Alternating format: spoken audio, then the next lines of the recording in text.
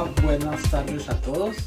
Bienvenidos. Este es un nuevo episodio del Rostro del Técnico. Un saludo para todos los que me están acompañando desde siempre. Vea, Alexei Jaramillo 10 hoy en la planilla de asistencia. El Muro Podcast, un saludo amigos. Los estuve viendo, chévere la iniciativa. En lo que pueda ayudar, los ayudaré. Escríbanme si necesitan algo. Ana Uribe Lagarra, hola Anita, un abrazo grande. López 340, gracias por estar acá siempre. Dani Lucas, un abrazo Dani, grandes recuerdos amigo. Cuénteme cómo va todo por allá. Vamos a esperar unos minutillos a que la gente se conecte y estén aquí acompañándonos con unas historias, unas anécdotas de todas las personas que hacen parte de la industria del entretenimiento. Aquellas personas que trabajamos en el backstage, detrás del telón. Jason 1054, bienvenido. Viejo Wilmar Cortés, ya te extraño, brother. Un abrazo grande. Siempre ahí conectadísimo con todas las iniciativas. Aquí lo espero, mi hermano, para hablar un rato agradable. Esta semana que viene, grandes invitados y seguimos aquí con la iniciativa de pandemia. A ver qué pasa. Cuéntenme qué ha pasado, qué han hecho estos 4 meses ya en cuarentena. Es la cuarentena más larga del universo. Jay Telles, bienvenido Jay Telles. No recuerdo quién es ya. Jason Telles. Un abrazo, brother. Miguel Ramiro Gil Luis Eduardo 1984, bienvenidos Miguelito, un abrazo grande, siempre ahí activo con las iniciativas. Mr. Johan Vázquez, no, vamos la otra semana, un abrazo grande. Eso con Johan vamos a reírnos un rato. Lucho Salsa Solís, acá está nuestro invitadísimo de hoy, Luis Felipe Osa, un escalador, trabaja en la industria del entretenimiento hace más de 20 años y ha hecho unas cosas por Colombia gigantes, ha dejado la bandera del país lo más alto posible. 8,000 y pico de metros, así que vamos a estar escuchando la historia de Luis Felipe Osa. Mi nombre es Sabactani Echeverría Cifuentes, para los que no me conocen, productor técnico, production manager, rigger, roader y he desempeñado más de 1000 labores a través de 20 años en la industria del entretenimiento. Muchísimas gracias por toda la compañía, muchísimas gracias por estar aquí apoyando la iniciativa. Los invito a que se suscriban a mi canal en YouTube. Todas las entrevistas estarán ahí colgadas y a que me sigan en las redes y me cuenten sus historias. Acá es para contar historias, recordar anécdotas y salirnos un poco de la monotonía de la pandemia que nos hace pensar muchas cosas. Un saludo para nuestro amigo Koala, Freddy Ardila. Augusto Tuto Peña lo tendremos la otra semana. Gran persona, lleva muchísimos años en la industria del entretenimiento y aquí estará contándonos una historia gigante y unas anécdotas berracas. Lucho Osa, vamos a ver Luchito, ven acá, esto. Luchito, que salga muy buena, Pecas, Nasty Stage. Wilson Mora, Piojitos, ¿qué? ¿La otra semana o qué? Freddy, ¿cuándo aquí? Vamos a pelear. Gracias amigos, gracias por estar ahí activos con la iniciativa, por la compañía.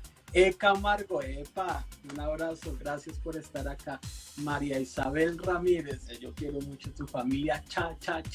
Ahí está, Luis Felipe Osa, estoy esperando a que Luchito se salga ahí la conexión, no sé qué pasa, vamos a esperar un ratico. Ángela Coronado, mi esposa, te quiero mucho mi vida, ella sabe lo que la amo y gracias por todo el apoyo. Es asistente personal, pero no le digamos nada. La buena ñeros, la re buena mis ñeritos, grandes personas, grandes amigos. El Iris, qué charlota que tuvimos con Heidi Briseño. Vamos a ver, no pudimos acá el primer intento, voy a yo a enviársela a Luchito ya mismo acata y dele a aceptar. Juan C0582, buenas tardes, gracias por estar aquí. ¿Qué te quitas? ¡Eso! ¡Epa! No, hermano, vamos a esperar a que se enlace bien un poquito ahí, a que coja bien el internet. Pareces todo un náufrago, Luchito, y le queda bien la barba, parece todo un actor de Hollywood. Parezco montañista. Eso, montañero. Luis Felipe Osa, gracias por aceptar la invitación, gracias por la compañía, gracias por el tiempo. Y bueno, Luchito, comencemos esta gran historia hoy viernes, día soleado, un día precioso. ¿Quién es Luis Felipe Osa? Y empecemos un poco cómo comenzó su vida de escalador, cómo empezó luego su vida en la industria del entretenimiento, y ahí vamos desprendiendo la historia al llegar hasta la montaña más alta del mundo. Bienvenido, Lucho, gracias. Gracias, mi bro. Un saludo ahí a todos, a todos. Ahí está hablando Freddy, a Pecas. Hace 30 y pico de años, con unos amigos quisimos conocer la nieve. Y para eso decidimos irnos primero al Neusa, a ver cómo era lo del frío y la vaina. Luego a Chingaza. Y luego ya nos fuimos a conocer la nieve y resultamos en el Parque de los Nevados. Eso hace como 35 años, yo creo. Y ahí empezó la historia de luego del Ruiz, el Santa Isabel, el Tolima, el Cocuy, Ecuador, y luego Perú, y luego ya empecé en las grandes expediciones. O sea que un poco más de 30 años escalando. Y en la parte del camello de alturas, hace por ahí como unos 20 años, un poco más, empecé a hacer trabajos para comerciales de televisión y para espectáculos, todo lo que tuviera que ver con cuerdas. Y luego un poco más como en el festival de teatro, ahí llegué con Miguel Gil, y luego ya cuando Yalesa y con Teo, y camellé también el festival de teatro, y luego estuvimos en Venezuela, y bueno, muchas cosas luego, ¿no? Eso sí, bueno, vamos a ir entonces despacio, Luchito. Cuéntenos un poco, Lucho, cómo era escalar hace 35 años, que de pronto la tecnología y las condiciones eran muy diferentes. Cuéntenos un poquito de eso, Lucho.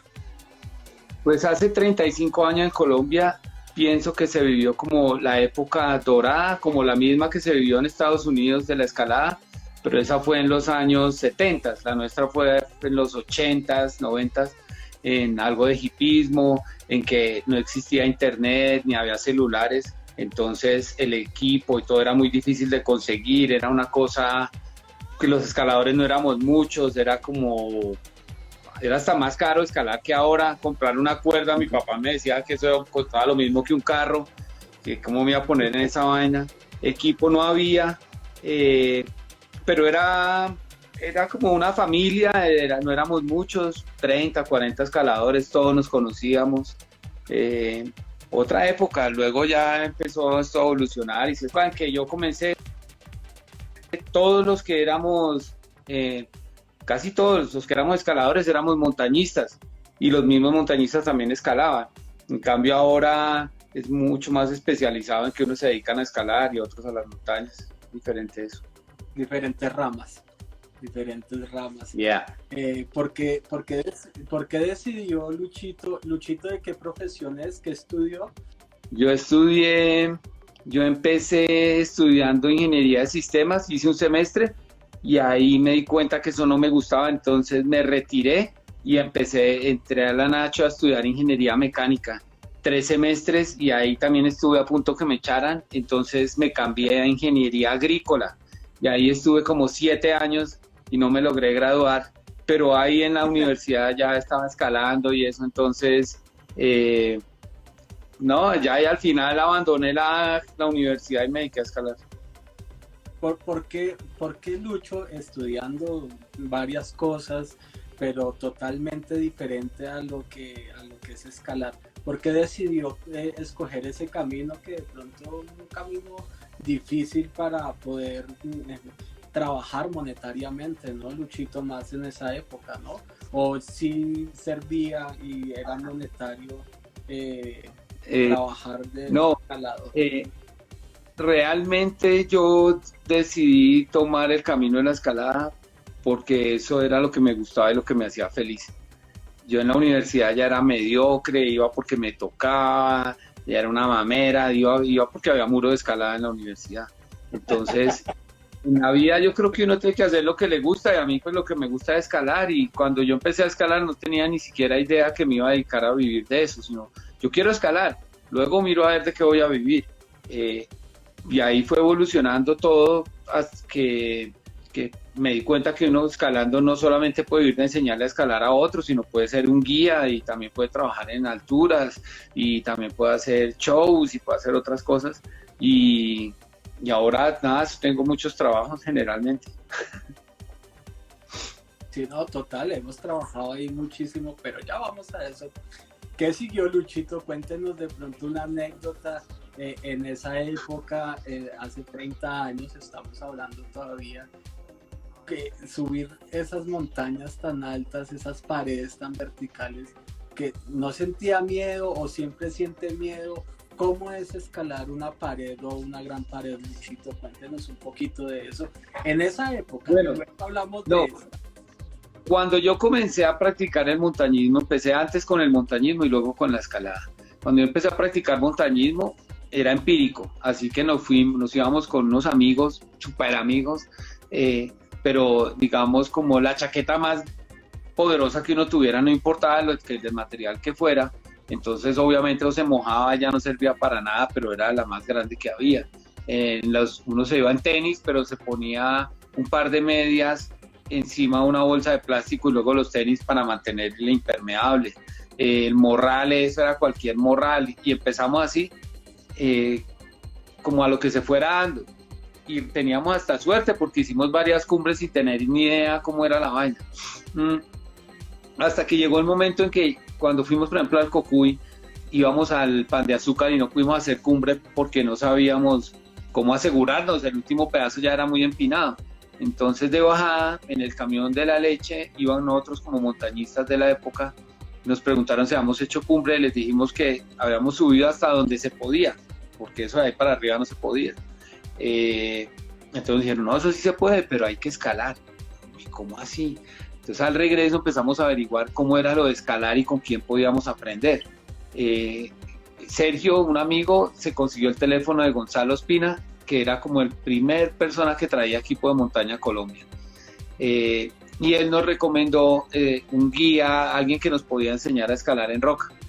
Lo contactamos y de una arrancamos el curso ese mismo fin de semana, y ese era Fercho. Y desde ahí, eso hace más de unos 32 años, pues nunca he dejado de escalar. Cuando más tiempo he dejado de escalar es ahora en la pandemia. Porque lo obligaron. Yeah. Pero, uy, Yeah. eso, grandioso, Luchito. ¿Siente miedo cuando escala, Lucho? Claro, para mí escalar eso es como volver a ser niño, porque es la misma sensación, es como jugar en serio, es volver a pasar miedo, sentir esa sensación casi que a uno le da como chichi, como que uno no sabe si se atreve o no. Y para mí eso es en parte la escalada, cuando uno se va a una montaña, no sé, a caminar por días, esa parte de caminar le permite a uno soñar, volar, imaginarse haciendo cosas, parchar, tal. Se vuelve a encontrar con las personas que uno va, hable un rato, vuelve a caminar. Y luego cuando ya llega a la montaña empieza uno a sentir como ese cosquilleo en el estómago de qué será mañana, de cómo estará el glaciar, de tener cuidado, de ojalá esté bueno el clima, de que hay que volver temprano, y todo eso hace la aventura, que básicamente pienso, o sea, pues uno es escalador y le gusta la parte técnica, pero es la aventura, el no saber, el no tener nada cierto, eso es lo más bacán. Eso es... Para los que hemos tenido la oportunidad de escalar con Lucho, es muy seguro, pero es muy miedoso, ¿no? Por no decir las que hemos visto y de dónde nos hemos enganchado. Luchito, luego de esa época de hace 30 años, ¿qué siguió para Lucho tomar ese camino de escalador y alternarlo con qué? ¿O se fue por ese camino y decidió ya hacer eso y luego empezó a hacer un poco de televisión? ¿Recuerda usted esa época? ¿Cuál fue su primer evento, Luchito? No. Nosotros empezamos a escalar hace un poco más de 30 años. Y hace por ahí en el 96, 97, estaba llegando DirecTV a Colombia. Entonces nos pidieron hacer un comercial como de una gente descolgándose ahí por una ventana para poder ver televisión sin pagar y toda la cosa y tal. Y ahí entonces hicimos esos efectos nosotros y como de dobles y todo eso. Luego, el siguiente evento grande que hicimos fue la inauguración de la iluminación de la Torre Colpatria, que antes tenía las luces arriba. Y ahí bajamos en una Navidad, bajé disfrazado de Papá Noel, me hice el rapel de la Torre Colpatria. Luego, bueno, algunos comerciales. La Torre Colpatria, Luchito? La Torre Colpatria tiene como 50 pisos, debe medir como unos 180 metros por ahí. Por ahí. Ok. Sí. Por ahí. Alto, ¿no? Alto, sí, claro. También luego, sí, unos festivales de teatro como asesorando a algunas compañías y luego ya sí camellamos en 2 festivales de teatro, como digo, en uno que dirigió Yalesa y en otro que con Wilson y Freddy. Y siempre con Sabatari. Siempre han sido los jefes. Eso, no, Lucho ya no es lo mismo trabajar. Sí, con los mismos de siempre. Michel, Cevitas, Josete, Pecas, el Chucho, los mismos de siempre, todos los mismos. China. Esto es una comunidad que ha venido creciendo en los últimos 20 años, podríamos decir 25 años. Y sí, y con Lucho empezamos a trabajar en festivales de teatro, pero creo que uno de los primeros eventos fue el de Puerto Ordaz, Venezuela, ¿verdad, Luchito? Contemos un poco a la gente qué hicimos allá. De parte allá en Puerto Ordaz. En Puerto Ordaz fuimos a hacer un descenso desde el techo del estadio hasta la pista atlética. Eran unos descensos ahí con gente disfrazada y con pirotecnia. Me acuerdo de todo el team, porque todo el team es el que ha seguido conservándose. Me acuerdo de por qué llevamos, por ejemplo, a este man que hizo la pirotecnia, ¿cómo es que se llama? A Paletín, Diego Martínez. Paleta. Lo llamamos, alguien que sepa de pirotecnia. No, ese man no sabe eso, pero habla mierda. No, llevémoslo entonces. Diego Martínez. En ese evento me acuerdo que, por ejemplo, cuando íbamos al estadio, el encargado del estadio se iba, que se fue al velorio de un compadre. Entonces dejaba cerrado el estadio y todos nos quedábamos por fuera hasta que llegara el señor. Entonces 3 horas después decía, pero un estadio para 70,000 personas y solo mantiene llaves, no puede ser esta vaina. 48 grados de temperatura, violento. Y estaba Chávez, ¿no? Chávez era el presidente.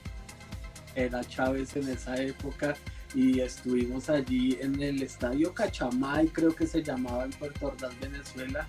Estuvimos un par de semanas allí inaugurando unos juegos panamericanos, creo que era eso, ¿verdad, Luchito? No, eran Juegos Deportivos Nacionales Empresariales de Venezuela. Partíamos las manzanas eso, con la Libertador. Eso era. Que siempre hay una afinidad de su trabajo, de su labor y de lo que más le gusta escalar, Luchito, o ha desprendido totalmente las dos partes. No, mi trabajo todo tiene que ver con cuerdas, con escalada, con alturas, con hacer cosas. En la parte de eventos, al principio pues empecé con los arneses deportivos y así también empezaron a camellar todos y luego ya llegaron los arneses industriales, pero realmente todo lo que yo hago tiene que ver con alturas y todo es muy parecido. En la industria pues se maneja otro tipo de material, pero como con unas técnicas similares. Entonces mi vida toda gira en torno a la escalada, todo.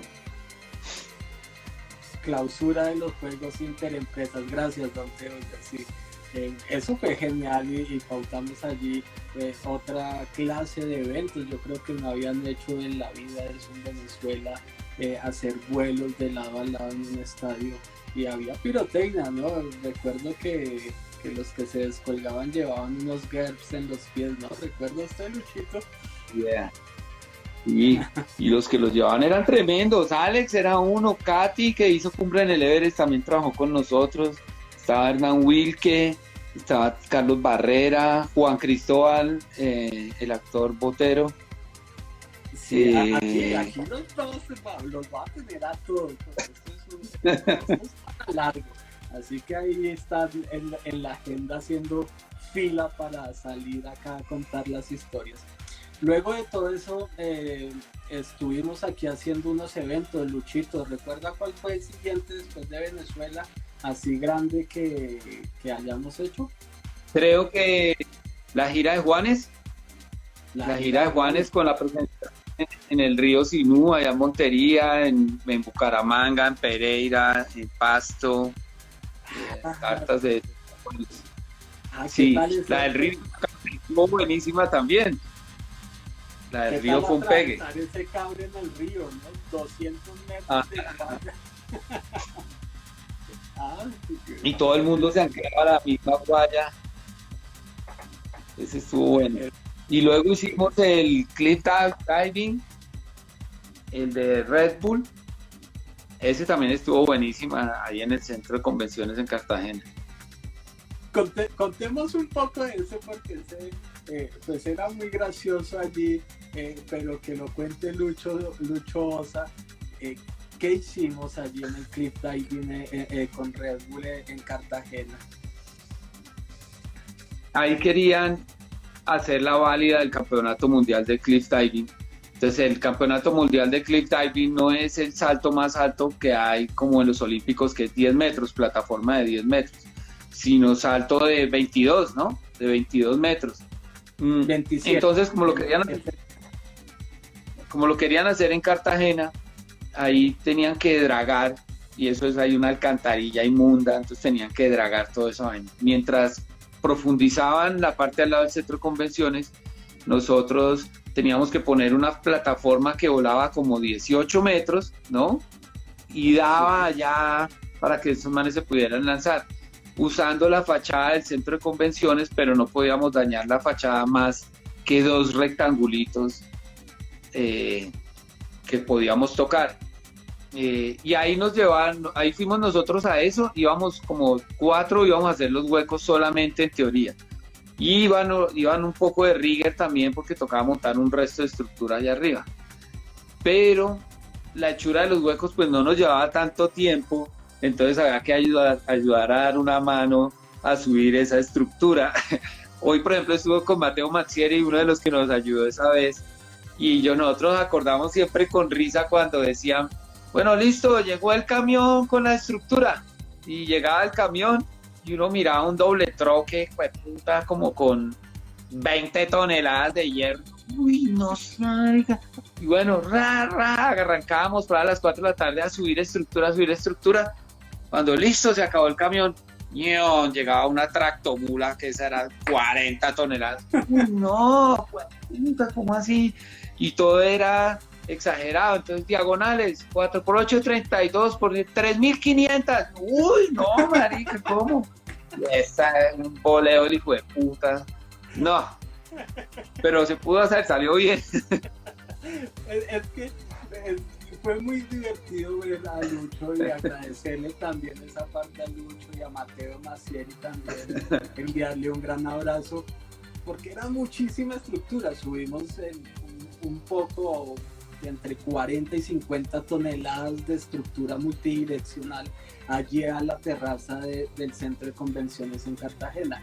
Y Lucho y pues Mateo son escaladores, no son scaffolders, no trabajan de rigging de lleno, y pues subir 1000 horizontales, 4000 diagonales, pues era gracioso. Al final de la jornada era como en automático pasando. Allí Lucho se quedaba dormido del calor, del tierrerío tan berraco. Le daba sueño, sí, a veces. Lo único que mitigaba era el cansancio, era que a veces fumábamos un poquito. Un poquito nomás de ahí, Luchito, por favor. Estamos en directo. Entonces sí, qué calor. Resolvimos con Olmer trabajar de noche porque al mediodía en Cartagena, en la terraza del centro de convenciones, hacía más de 45 grados y eso era un calor terrible, el reflejo, la deshidratación, el hierro era muy caliente. Entonces decidimos empezar a trabajar a las 3 de la tarde hasta las 3 de la mañana y eso era genial. Por eso Luchito, allí empezando un poco la madrugada, 1, 2 de la mañana, ya era como cabeceando de tanto hierro. No, y gran es que además allá en el centro de convenciones la comida era muy grasosa. En Cartagena, Dios mío, es todo muy grasoso y muy condimentado. Entonces, el que las comió las muy grasoso. Ay, Dios mío. Luchito, cuéntenos luego qué siguió en la historia de Luis Felipe Osa, pasando por todos estos eventos que finalmente también le han ayudado a profesionalizarse un poco más con la industria del entretenimiento y ayudando a organizar y a proteger o a trabajar más seguro en las alturas, ¿verdad, Luchito? Y allí nos hemos capacitado. Cuéntenos un poco desde su punto de vista cómo es capacitarse en el trabajo seguro en alturas. Pues nosotros creo que fuimos de los primeros, ¿se acuerda con Sabatani que dijimos, no, vamos a poner como unas normas de seguridad en el trabajo en altura y vamos a usar cuerda y vamos que usen casco y que usen tal vaina? Y 2, 3 años después comenzó la norma técnica sectorial ya a molestar y tal. Hicimos los cursos de trabajos en altura, pero me acuerdo que por ejemplo con Petzel nosotros hicimos los cursos de altura, pero cada año en lugar de tomar el mismo curso, tratábamos de recertificarnos en otras cosas, en acceso por cuerdas, en rescate, en mover cargas. ¿Se acuerdan? Eso es que hicimos unos cursos también allá en las líneas del tren, y ahí se empezó a evolucionar. Y hoy en día ya hay unos riggers súper capacitados aquí, muchos con IRATA y muchos muy pilos y que están rodando, y de los que uno ya aprende mucho porque pues la maña de moverse entre tantos hierros y en esas estructuras y de caminar rápido y de asegurarse, pues los riggers la tienen clarísima. No creo que sean tantos los que están bien capacitados, pero yo creo que hay unos 30 o 40 riggers muy pilos ya aquí en Colombia.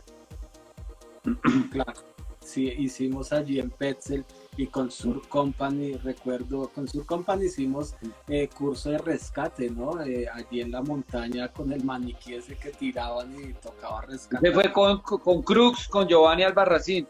Con Crux, exacto, sí, perdón.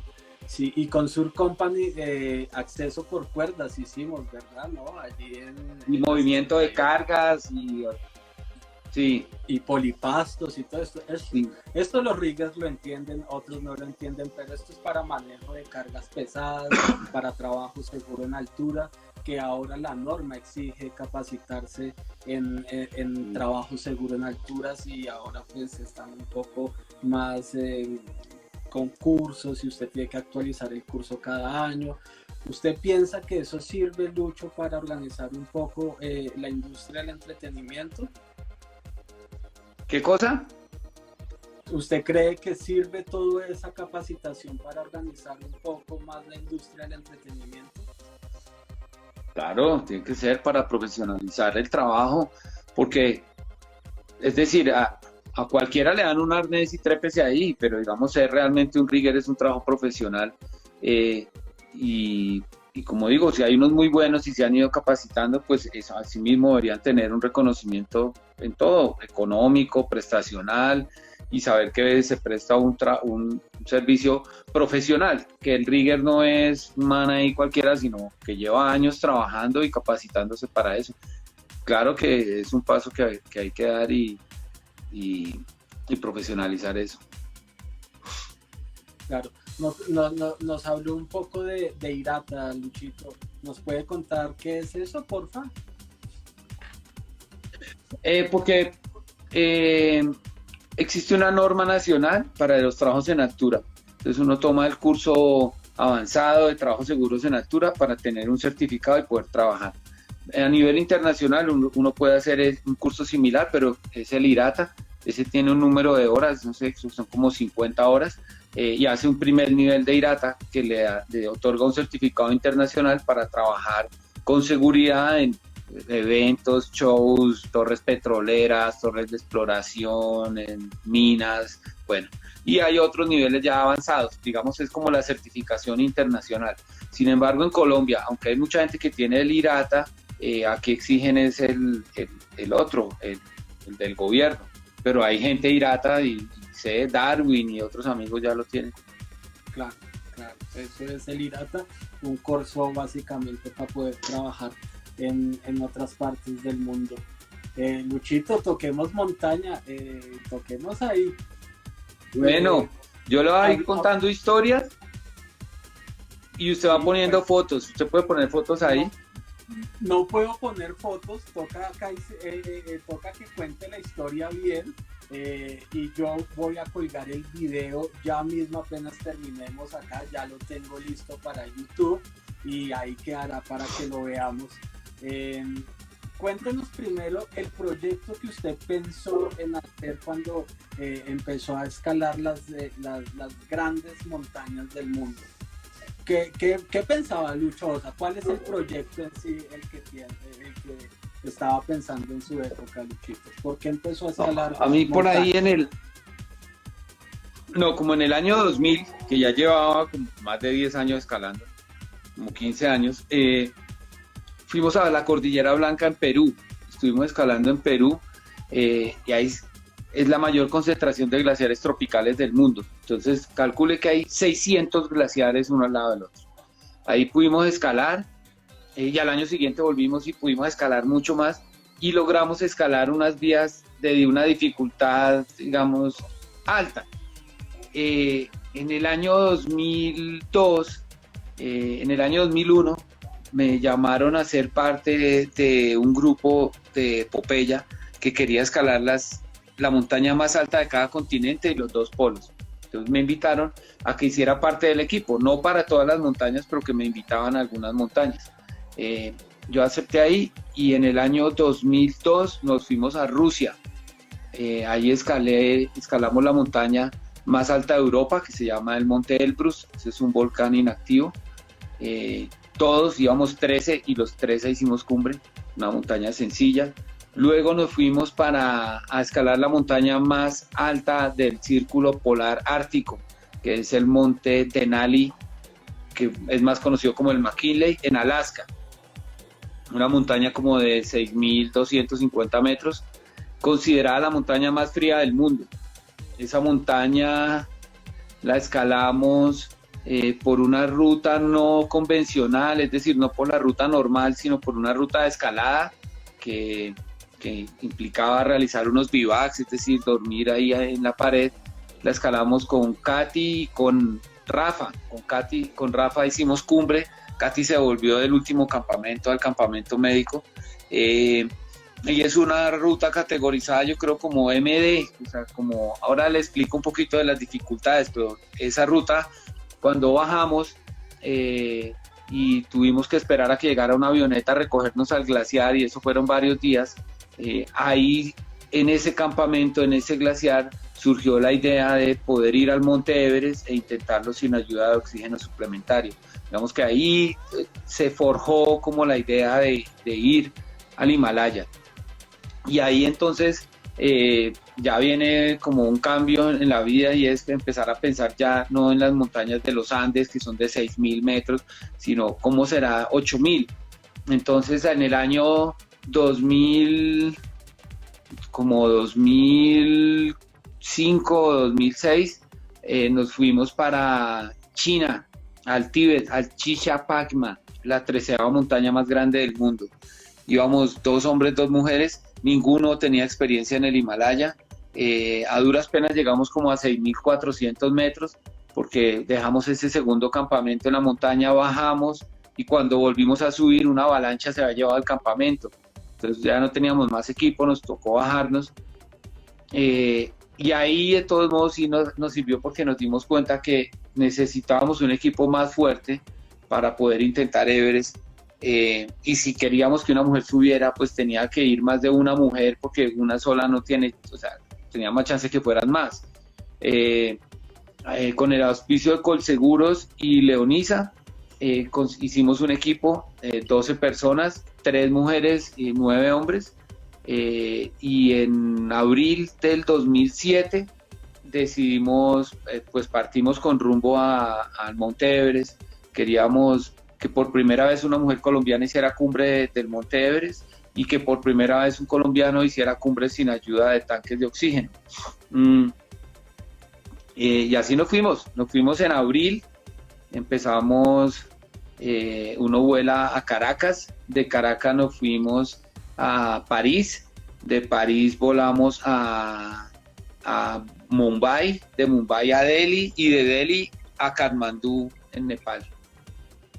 2 o 3 días ahí en Katmandú mientras uno consigue lo que le hace falta de equipo, hace unas compras, hace algo de turismo, lo invitan a uno a comer allá a los restaurantes locales, todo esto, va uno a las estupas y arranca todo un día en carro, vamos como en unas vans hasta la frontera con China.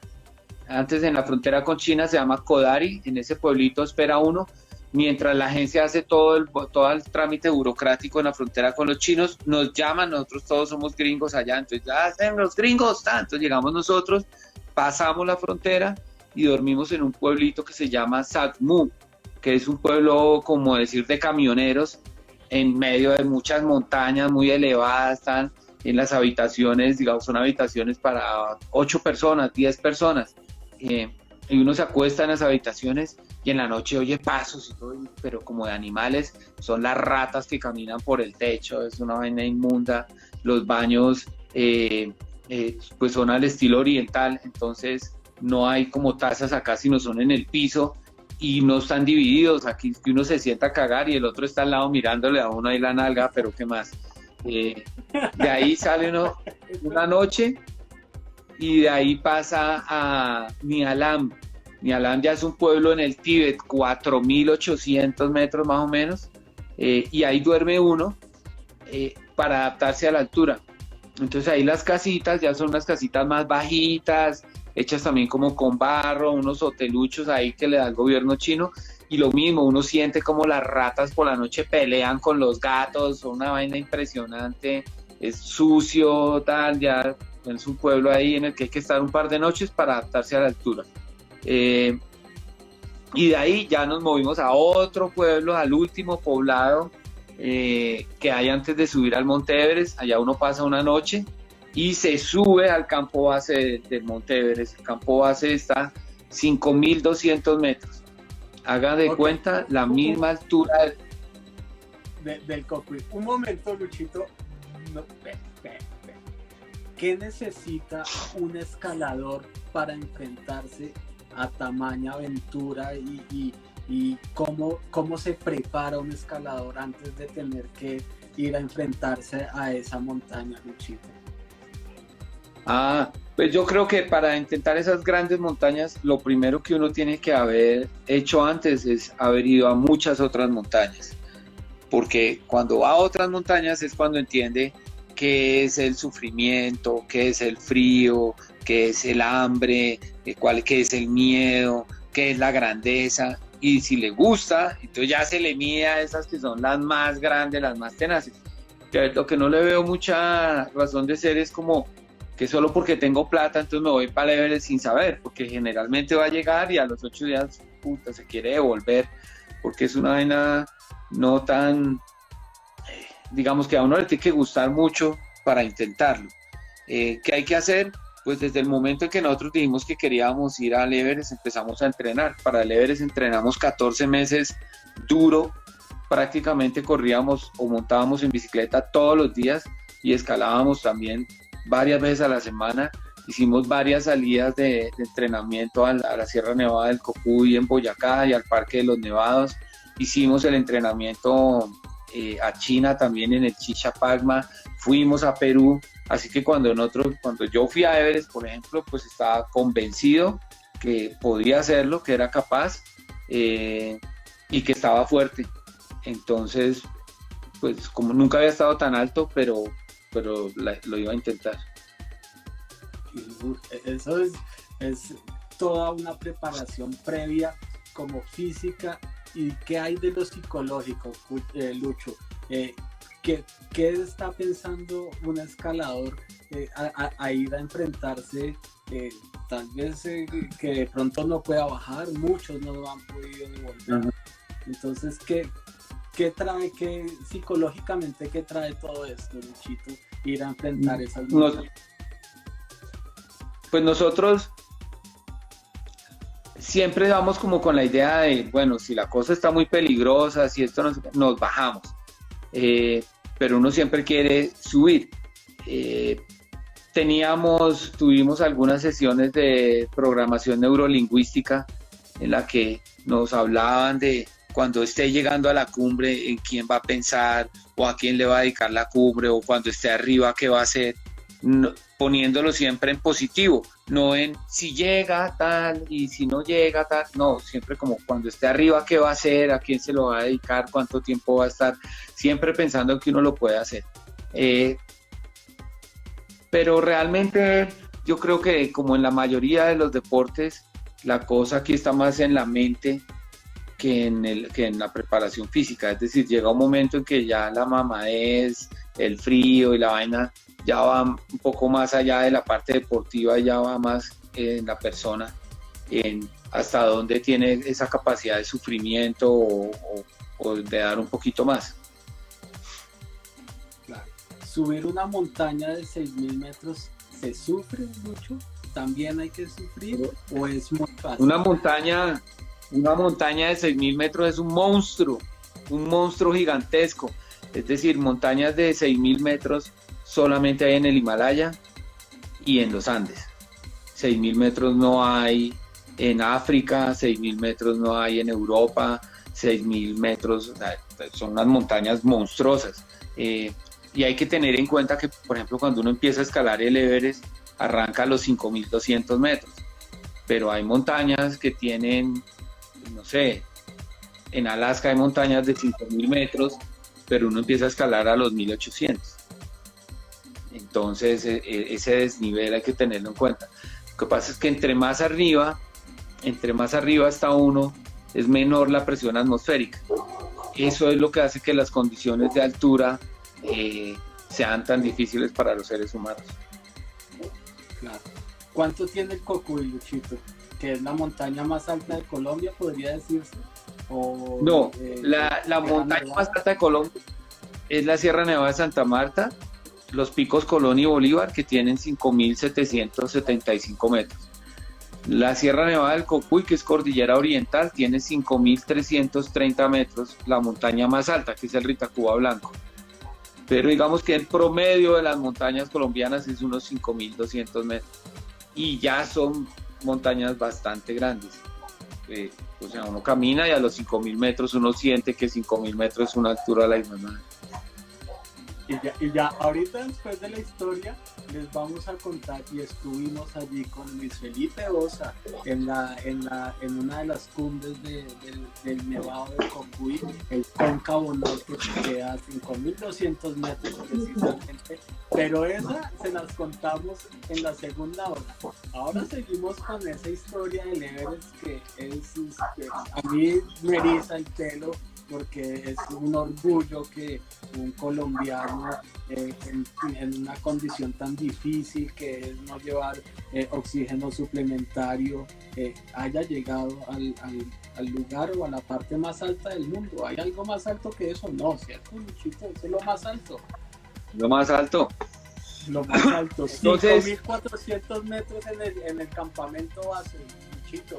5.200 metros. En el campo base llega uno.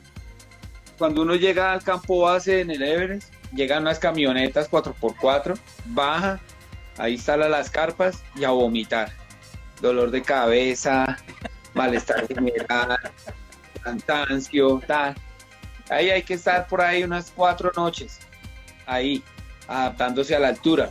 Entonces, mientras eso, uno organiza las maletas, la comida que va a subir, la que va a dejar en el campo base, bueno, empieza a organizar todo lo que va a necesitar en la parte alta de la montaña, y cuando ya está listo para subir, hace que venga un monje desde el monasterio del Rombo, llega un monje budista y hace una ceremonia que se llama la puya.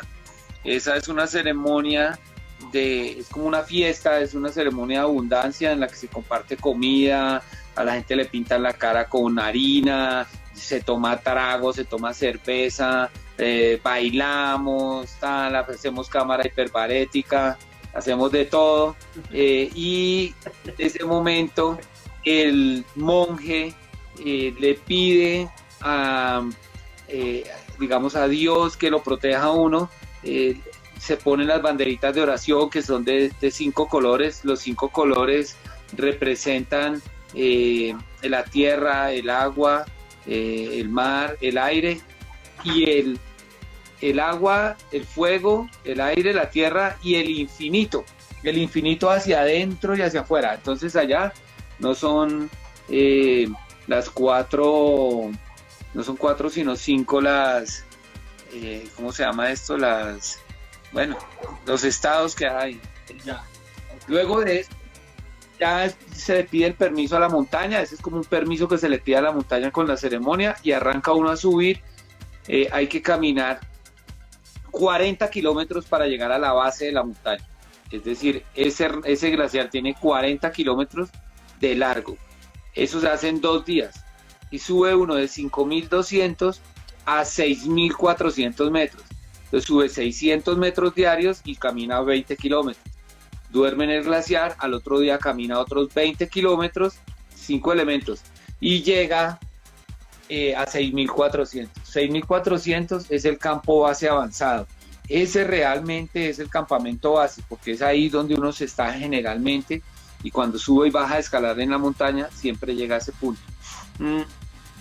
6.400 metros ya es un punto muy, muy alto. Ahí la gente, ahí no llega y otra vez dolor de cabeza, malestar general, dolor de estómago, muchos con diarrea, insomnio, hasta que uno se adapte a la altura. Entonces ahí hay que estar nuevamente unas 3 noches. Por ahí a la 4ª noche ya se empiezan a sentir bien, entonces es hora de empezar a montar unos campamentos de altura. Claro. Pero Lucho, esas 4 noches de solo sufrimiento, o sea, hay que ahí uno va mejorando ese calvario, sí, para poder ya sentirse medianamente bien.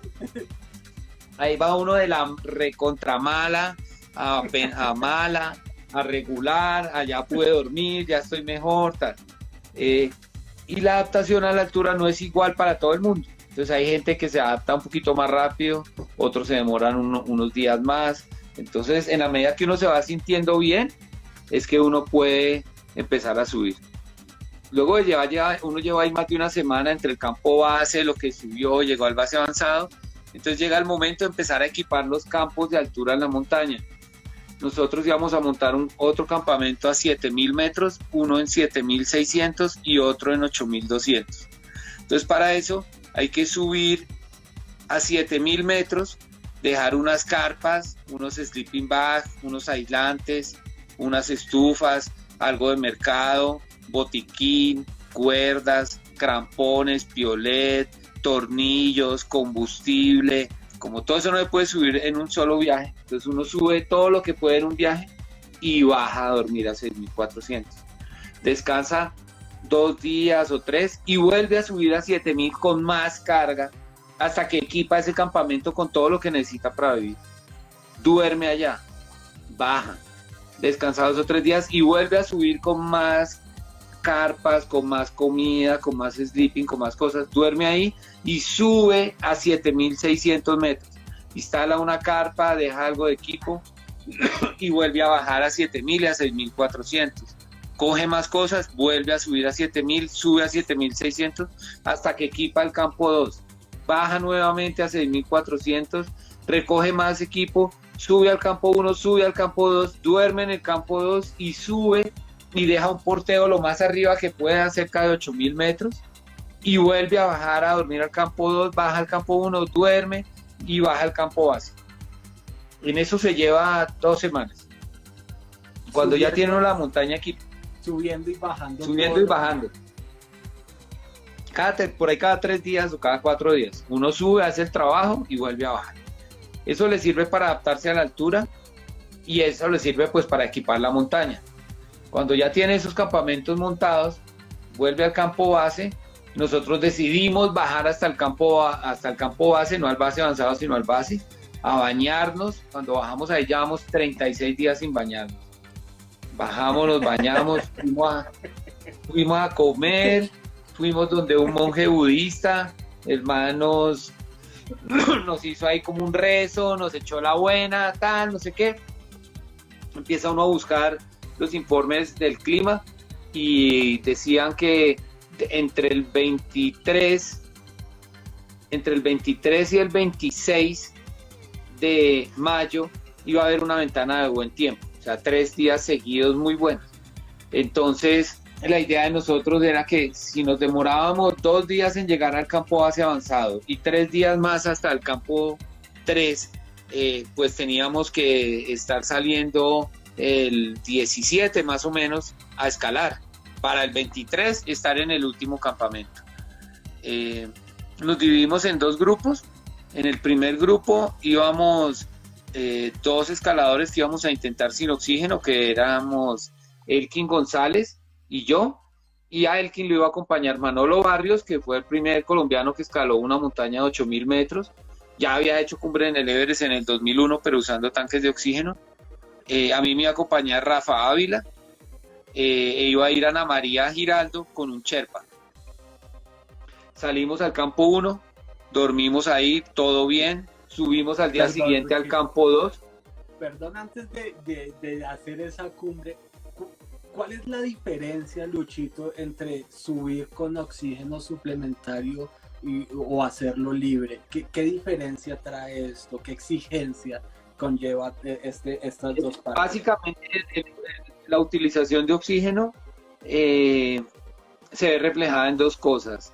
Uno, en el frío que uno siente, y cuando se conecta al oxígeno siente como la sangre cuando corre en el cuerpo lleva calor y entonces se le despiertan los dedos de las manos y de los pies y empieza a sentir que está vivo. Esa es una gran diferencia. Y otra es que cuando pues tiene más oxígeno, entonces puede ir un poco más rápido, puede funcionar un poquito mejor. No tanto, no es como que usted conecta oxígeno y se va a jugar un partido de fútbol, no, ya no va a estar la cumbre del Everest tiene 8848, no va a estar a 8848 sino a 7800, más o menos. Entonces le ayuda, no es todo, pero le ayuda bastante. Es más fácil. Bueno, dormimos en el campo suplementario, ¿no? Obviamente. O sea, el 97%, el 97% de los escaladores que intentan Everest lo hacen con tanques de oxígeno. Apenas el 3% intentamos sin tanques de oxígeno. No quiere decir que ese 3% hagamos cumbre. Entonces cada año no es que sea mucha gente la que hace cumbre sin oxígeno. Entonces dormimos en el campo 1 a 7000, subimos al campo 2 a 7600. Cuando nosotros en ese grupo de 6 subimos al campo 2, otros 6 venían subiendo al campo 1. Esos eran las otras 2 chicas, Mónica y Katy, cada una con un Sherpa, Juan Pablo Ruiz y Agnuru, que era el Sirdar, como el jefe de los Sherpas. En el campo 2 comienza un lugar que se llama la zona de la muerte. Campo 2 está a 7.600 metros de altura y la zona de la muerte es un lugar donde el cuerpo empieza a deteriorarse rápidamente y no se recupera de lo que está gastando. Eso quiere decir que si a usted le duele una muela, no se le va a quitar el dolor de muela, se le va a agravar. Si tiene tos, le va a dar más tos, no se le va a quitar la tos. Y si no ha podido dormir, olvídese que ya no va a poder dormir de ahí para arriba. Y si tiene dolor de cabeza, no se le va a quitar, va a empeorar. Entonces el cuerpo se deteriora 10 veces más rápido que a nivel del mar. A 7.600 metros para arriba, ya por ejemplo no viven los virus ni las bacterias, ya no hay vida, ya por eso se llama la zona de la muerte. Las aves suben como un pájaro, sube a ver si hay algo de comida que dejó algún escalador, pero allá no vive nada. De 7.600 salió, yo era que iba más rápido, me sentía fuerte, entonces en mi estrategia estaba estar la menor cantidad de tiempo arriba de 8.000 metros. Así que yo decidí salir después del mediodía del campo 2 al campo 3, que estaba en 8.200 metros. Los demás empezaron a salir antes, desde las 10 de la mañana, empezaron a salir algunos. Al rato se regresó Manolo, que tenía una hernia discal y le empezó a molestar la espalda y se bajó. Luego ahí siguió Elkin, luego había salido Ana María con su Sherpa, luego íbamos con Rafa, a Rafa se le dañó el Yuman, que no lo podía mover por la cuerda, no sé qué le pasaba y no se sentía bien, entonces dijo que él mejor se quedaba, que yo le diera. Entonces yo seguí, yo arranqué, llegué como a las Luchito, cuando ya están montados estos campos y ya tienen todo listo, al intentar ese tercer campamento, digamos, ¿ya va libre o lleva algo en la espalda, un peso, lleva una comida o qué tiene que llevar una persona para intentar ya el último tramo? Sí, entre el campo 2 y el campo 3, ya lo que yo estaba llevando era un sleeping bag, que era el que iba a dejar en el campo 3, que iba a llevar para pasar ese rato en la noche. Ya habíamos subido las carpas con anterioridad hasta un punto, entonces recoge uno el porteo que había llevado, va, arma la carpa y se mete ahí. Realmente lo que uno hace durante el tiempo, yo llegué como a las 6 de la tarde, es entrar por paladas de nieve y hielo para empezar a derretir y poder hacer agua. Cada uno de nosotros iba a subir más o menos con 3 litros de agua en la maleta, en 3 botellas diferentes. Entonces hay que coger mucho hielo y empezar a hacer agua, comer algo. Realmente es esperar a que sea de noche. Más o menos nosotros salimos a escalar a las 10:30 de la noche, salimos para la cumbre. Ese día, Ana María, que había salido antes, yo la alcancé como en 8.000 metros, se maluqueó. Entonces cuando ya llegó a las 9 de la noche al campamento 3 y se le dañó el regulador del tanque de oxígeno. Entonces decidió que ella se iba a quedar una noche ahí a esperar los que bajaban del día que nosotros intentáramos cumbre para que le prestaran un regulador, y decidió quedarse en ese campamento a dormir, enriqueciendo el aire de su tienda, o sea, dejando abierta un poquito la válvula del oxígeno y cerrando la carpa para tener más oxígeno. Eso sí, no podía prender ni un fósforo porque salía como Ricaurte en San Mateo. Listo. Vea, ya se nos acaba la primera hora. Conéctense inmediatamente y les contamos la cumbre de Felipe Osa del campamento 3 que sale a las 10 de la noche. Ya mismo, conéctense y les contamos la historia de Freddy Ardila, Wilson Mora, Sabactano y Luis Felipe Osa en el Cocuy, allí intentando una cumbre de 5.200 metros, y miramos las diferencias de lo que es subir 8.000 y pico de metros y 5.000 metros, que es igual de difícil o más difícil. Ya mismo, conéctese Luchito, ya acá, ya aquí les contamos la historia y finalizamos con Luis Felipe Osa esta grandiosa historia. Gracias por la compañía. De una, Luchito.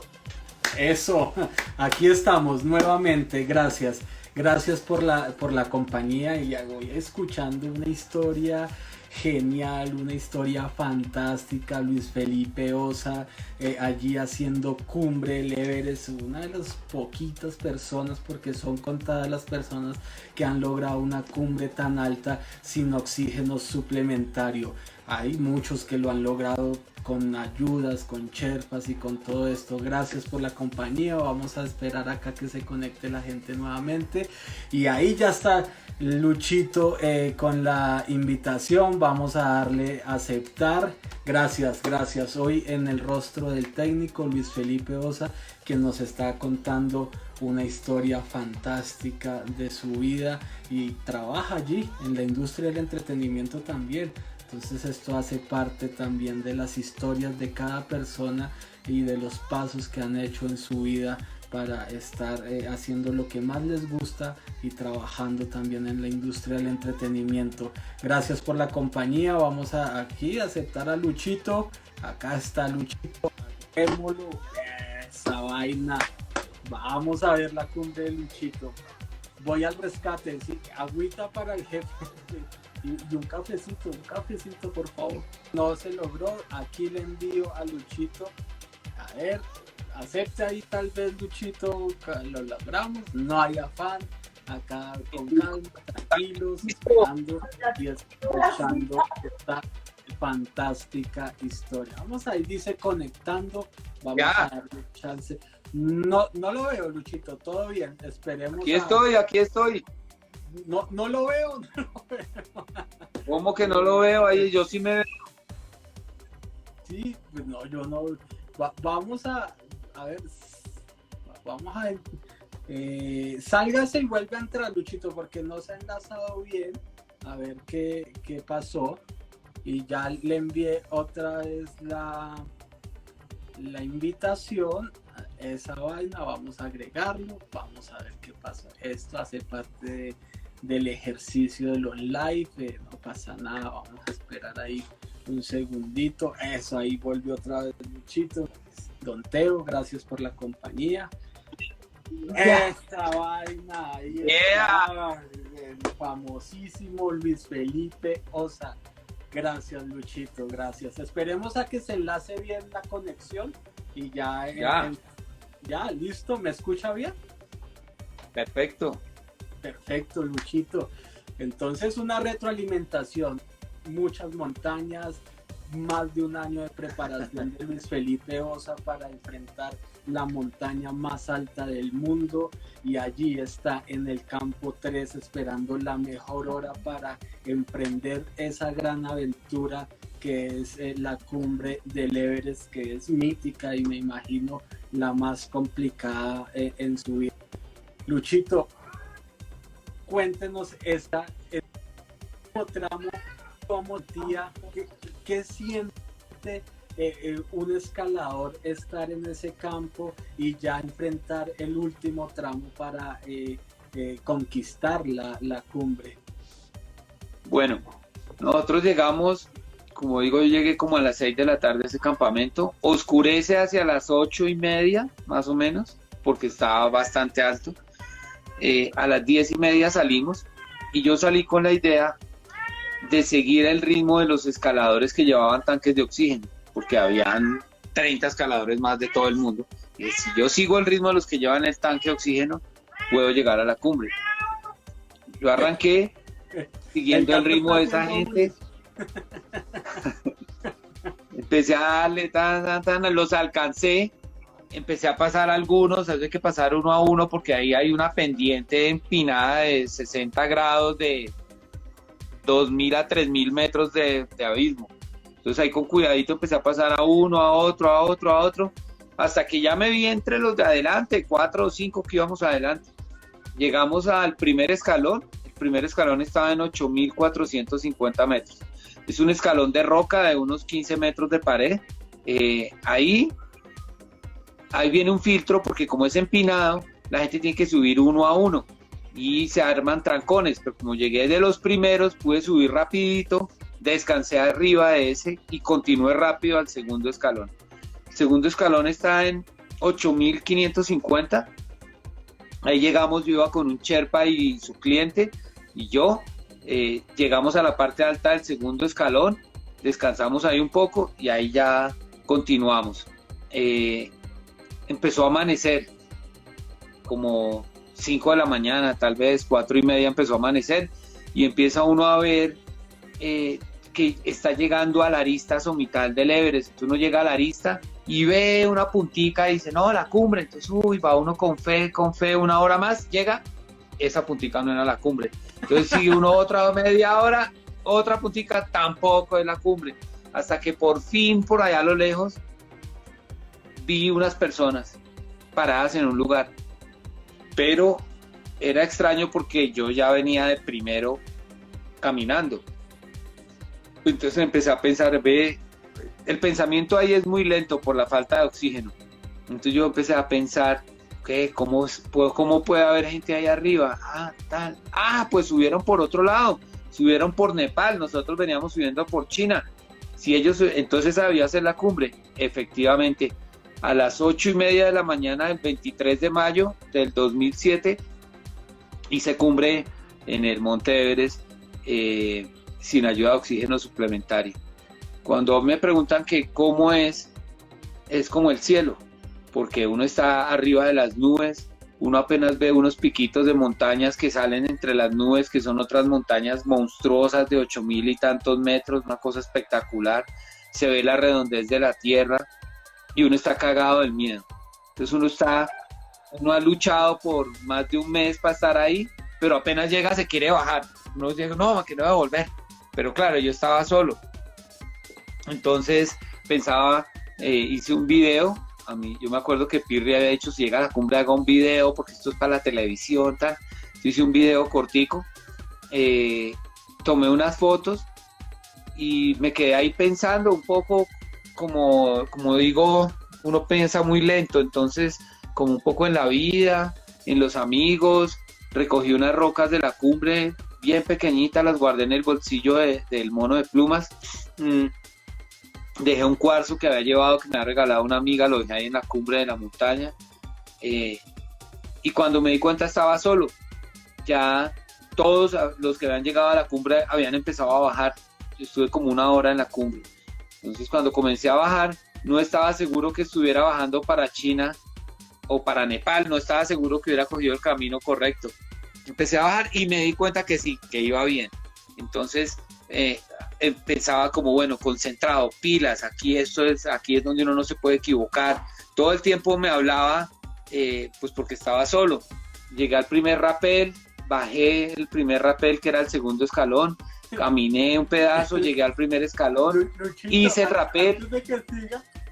Antes de que siga, pensó en María y en los hijos. Claro, no, la cumbre ahora pasamos el video, obvio, la dedicación a María y a Matías, porque solamente tenía un hijo en ese momento, y no podía ni llorar ni hablar mucho, tenía mucha tos, pero estaba bien, estaba fuerte. A mí a veces también me preguntan que si hubiera sido 50 metros más hubiera podido seguir, y yo creo que sí, porque yo me sentía bien, estaba fuerte, estaba bien, mejor que la mayoría. Cuando les cuentan, no, estaba en la última, no, yo estaba bien en esa montaña. Por ahí vi algo que escribieron, no, y los muertos, sí, efectivamente, cuando, por ejemplo, en el campamento 3, en 8.200, al lado de la carpa había un muerto, que se había muerto el día antes que nosotros subiéramos, de cansancio. Entonces yo siempre hago el chiste de que cuando la gente dice allá, estoy muerta del cansancio, se mueren, porque realmente están muertos del cansancio. Y lo mismo en los escalones arriba, la gente se muere del frío. Cuando uno dice estoy muerto del frío, se muere también uno del frío, porque es un frío del perraco. Entonces vi muchos, como digo, 5. ¿Cuánto frío hace, Luchito? ¿Cuánto frío hace? ¿Y cuando años tenía usted al amanecer, hizo la digamos, 4 de la madrugada, ya en 8.600 y tal, 40 bajo cero. Fácil, 40 bajo cero es un frío madre, es un frío del berraco, que uno, desde que uno se esté moviendo lo soporta, pero quieto si no. Entonces ese es uno de los inconvenientes ahora con tanta gente, en que se forman trancones y si uno se queda quieto pues se congela. Sí. Entonces, Cuando hizo Cumbro, yo lloré un poco por estar borracho y otro poco por emoción. Yo también me emocioné, debo decírselo. En esa época no éramos amigos, tal vez nos habíamos visto un par de veces. Esto porque hay una historia con Miguel Gil y con Teo y con León hemos ido durante 20 años a Suezca, tal vez 15 años, allí a hacer rafting, a escalar, porque de corazón somos escaladores, no lo hacemos profesionalmente, pero siempre nos ha llamado la atención la naturaleza y ir a escalar, a sentir un poco, nos gusta el deporte, a sentir un poco la vida allí. ¿Cuántos años tenía Luchito cuando hizo Cumbre? Y espérese, a ver, me acuerdo cuántos tengo ahora. De como 40 años. 40 Tenía años. como 40. Sí. En este deporte de escalada, ¿hay edad, Luchito? ¿Usted piensa que la edad es algo que prima para hacer algún deporte o lo deja como un poco estancado, o uno a cualquier edad puede arrancar a hacer y puede a cualquier edad, pero sí hay edad. Pero sí hay edad. Es decir, no es lo mismo de 25 que de 50, no es lo mismo. Claro, la experiencia ayuda, haberse movido mucho en las montañas es muy bien y tal, pero digamos que ahora pues hay que entrenar más para poder seguir el ritmo de los más jóvenes cargan más, uno más joven no necesita estirar ni calentar ni en culo, sino hágale y échele más peso al morral. Ya ahora yo si puedo y tengo a alguien que me ayuda a cargar la maleta hasta el campamento, hágale y yo le pago, porque yo soy ese escalador. En la época de joven uno lo que sea, vamos, sí, ta, pero pues como en todo el tiempo va pasando. Sin embargo, la escalada es un deporte, en el montañismo más que todo, es un deporte en el que uno puede estar vigente hasta 60, 70 años, porque pues, está mucho, como digo, en la cabeza y en la experiencia y en saberse mover en la montaña. Hay que mantener un estado físico y eso, pero se puede uno mantener. Qué bueno. Freddy y Wilson insisten en que si lo prendió o no lo prendió. No prendió nada, hombre, estaba Vea, haciendo... les voy a contar una vaina aquí, una infidelidad. Y sí, yo, esa vaina, por ejemplo, yo siempre me llevo ahí mi regalito, digo, no, tal, para el momento definitivo, tal, para la Pachamama y eso. En el Everest, en el campo 1 a 7.000 metros, por ejemplo, lo puedo aprender sin problema. A 7.600 logré hacerlo también. Y cuando estaba en el campo de altura, lo pensé en 8.200 y dije, voy a poner un récord mundial aquí en este momento. Pero el berraco encendedor no me prendió. Bueno, dejémoslo así, ya. Ahí está, respondí bueno, la pregunta. Yo comencé a bajar, llegué como pasé el segundo escalón. Ya cuando pasé el segundo escalón ya no hay más rapeles. No, ya me la eché, no, uy, qué putería. Entonces, pero no le había contado a nadie, porque el otro que había salido conmigo, que era Elkin, iba muy atrás, pero nunca llegó, o sea, él no hizo cumbre, él se regresó. Entonces yo me quedé sin radio. Entonces yo llevaba el botiquín, él llevaba el radio. Así que yo comencé a bajar. Y cuando llegué al campo 3, salió Ana María de su carpa. Luchito, felicitaciones, un abrazo, no sé qué, ¿quieres tomarte algo caliente? Y yo, sí, entonces me empezó a hacer un té. Yo me quedé dormido. Mientras se calentó el agua, me dio el té, ya no, listo. Y pregunté por Elkin, qué pasaba con Elkin. Entonces Elkin se devolvió, que había llegado, se le han congelado los dedos de los pies, se le ha congelado el agua y todo, entonces se tuvo que devolver, pero que iba allá adelantico. Entonces yo continué bajando, y ahí me encontré con Mónica, con Katy, con Juan Pablo y los Sherpas que venían subiendo porque ellos iban a intentar esa noche, o sea, ellos iban subiendo hasta el campo 3. Ahí nuevamente abrazo con todos, no sé qué, y seguí bajando, alcancé a Elkin, llegué al campo 2, y en el campo 2 alcancé también al Sherpa que había hecho cumbre conmigo y su cliente. Nos tomamos algo, dije no, sigamos al 1, todos, uy, no, estuve muy cansado, ¿no? Yo no, yo sí le hago. Bueno, sigamos, seguimos al 1. Llegué a 7000 como a las 4:30 de la tarde. Dije, no, yo voy a seguir bajando. Elkin dijo que no, que él se quedaba en el campo 1, se quedó con ese Sherpa y con el cliente, ellos se quedaron ahí. Y yo continué bajando, me bajé hasta el campo base avanzado, llegué como a las 6 de la tarde. Entonces cuando iba llegando del campamento de la carpa de los colombianos salieron con una bandera gigante, salió Raymond y salieron todos los que estaban ahí, no, felicitaciones, abrazo, qué chimba, tan, no sé qué. Pirri nos había dejado una botella de whisky para celebrar si hacíamos cumbre, porque él la habíamos bajado con un edema pulmonar. Entonces ahí, esa noche, como intentaban cumbre las chicas, yo me quedé en la carpa comedor con los demás, poniendo lo que iba al equipo de comunicaciones y tomándonos unos whiskachos ahí. Ahí sí fumamos algo, pero por celebrar, obviamente. No, obviamente, no. Narguila. Narguila. Medido, algo medido. Y luego, bueno, hicieron cumbre los demás, ya bajaron y no, qué putería, tal. Y bueno, ya después bajaron, 2 días después llegaron al campo base, ahí celebramos, nos bajamos y esa es la historia del Everest. Pero después de eso, estuvimos en el Manaslu. Antes de que pase a la otra, ¿lloró Luchito de la emoción? ¿Cuándo Pues, se dio cuenta usted de que había hecho o midió un poco la magnitud de esa proeza, Luchito? Pues cuando hice cumbre no lloré, pero porque estaba solo y como si me hubiera tocado hablar en ese momento hubiera llorado, pero no, o sea, hice cumbre, le dije a Mancito que me tomara las fotos, al Sherpa, hice un video y luego en el video sí se me iba quebrando la voz, pero no pude llorar. Yo subo a Monserrate y lloro, a todas las cumbres que yo llego lloro, pero en esta no pude llorar.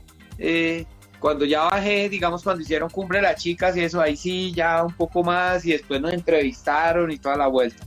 Pero realmente es muy emocionante, digamos que si no lloré es porque no pude llorar de la emoción.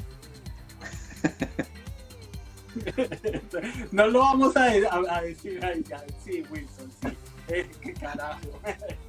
No, pero sí, la emoción es inigualable, yo creo, Luchito.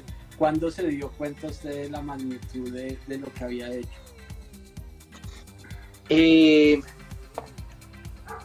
No, pues yo creo que cuando regresamos a Colombia, a ver, no es que uno se convierta en una personalidad ni nada por el estilo. Esto no es como el fútbol o el ciclismo que millones de personas lo siguen. Se vuelve una personalidad entre un grupo reducido de 1000 personas. Pero digamos que siente uno que, digamos que luego de haber escalado el Everest sí me cambió la vida en muchos aspectos. Por ejemplo, empezar a soñar en ir a ciertas montañas en que quiero ir, pero esto cuesta tanto. Por lo menos ahora los empresarios lo reciben a uno y se toman la foto, le dicen que no, pero lo reciben y lo escuchan y uno se llega a ilusionar en que puede llegar a conseguir algo. En eso es como el reconocimiento de ciertas personas. He escalado cosas más difíciles, digamos técnicamente, más arriesgadas tal vez, pero sin duda haber escalado el Everest hace que pues escalar el Everest haya sido, digamos, un hito en mi vida. Fue un antes y un después de eso. Claro. ¿Cuántas personas, Luchito, han subido sin oxígeno suplementario al Everest? Yo calculo que al día de hoy el Monte Everest debe tener unas 10.000 personas en la cumbre ya, porque cada temporada suben más personas. Deben haber unos 10.000 en la cumbre. Y de esos 10.000, yo pienso que debemos ser unas 200 personas que no hemos usado tanque de oxígeno. ¿Y usted todavía piensa que no es famoso? Para mí es que es un orgullo tener a Luis Felipe Osa, porque sí, lo que hizo no lo hace cualquiera, y entre 10.000 ser una de las 200 únicas personas que han logrado eso es porque es un berraco, Lucho, y mis felicitaciones, y yo siempre se lo he dicho, y compartir también un poco de vida, porque con Lucho desde hace unos 10 o 15 años hemos venido compartiendo muchas montañas, muchas escaladas, nos ha puesto a apretar allí y siempre nos ha contado, y somos felices escuchando las historias de Luis Felipe Osa, porque es una persona que es una humildad impresionante, que nos cuenta con todo, sin ningún orgullo. Así siempre ha sido así Luchito, riéndose, y es feliz contando esas historias. Y gracias, Lucho, por contarnos esas incidencias, por contarnos esas historias, y lo felicitamos de corazón y con el alma abierta. Gracias, Lucho, por llevarle la bandera de Colombia allí, como se lo dijo Pirri en algún programa. Eso es grandioso, y eso solo lo ha hecho. ¿Cuántos colombianos han logrado subir allí sin oxígeno suplementario, Luchito? No, colombiano hasta ahora soy el único. Pero vea, después de eso, entonces fui a la octava montaña más grande del mundo, el monte Manaslu, que queda en Nepal. Luego estuvimos con María, y allá en Nepal con Alex y con Rafa. Luego estuvimos con María en la 11ª montaña más grande del mundo en Pakistán, con Darwin. Y luego, bueno, muchas montañas en Patagonia, en Perú, muchas montañas de alta dificultad, tal, hasta llegar a la Sierra Nevada del Cocuy con Wilson Mora, Sabatani Echavarría, Freddy Ardila y yo. No éramos más, ¿sí o no? Los 4. No éramos más. Contemos esa historia, ya que berraquera, ¿no? Hasta que nos la sacaron. Y aquí con una gran audiencia hoy, y esto va a quedar colgado, y aquí pues ni modo. ¿Cómo fue esa aventura? Empecemos desde esa madrugada en su casa, Luchito, que se nos quedó la mitad del mercado.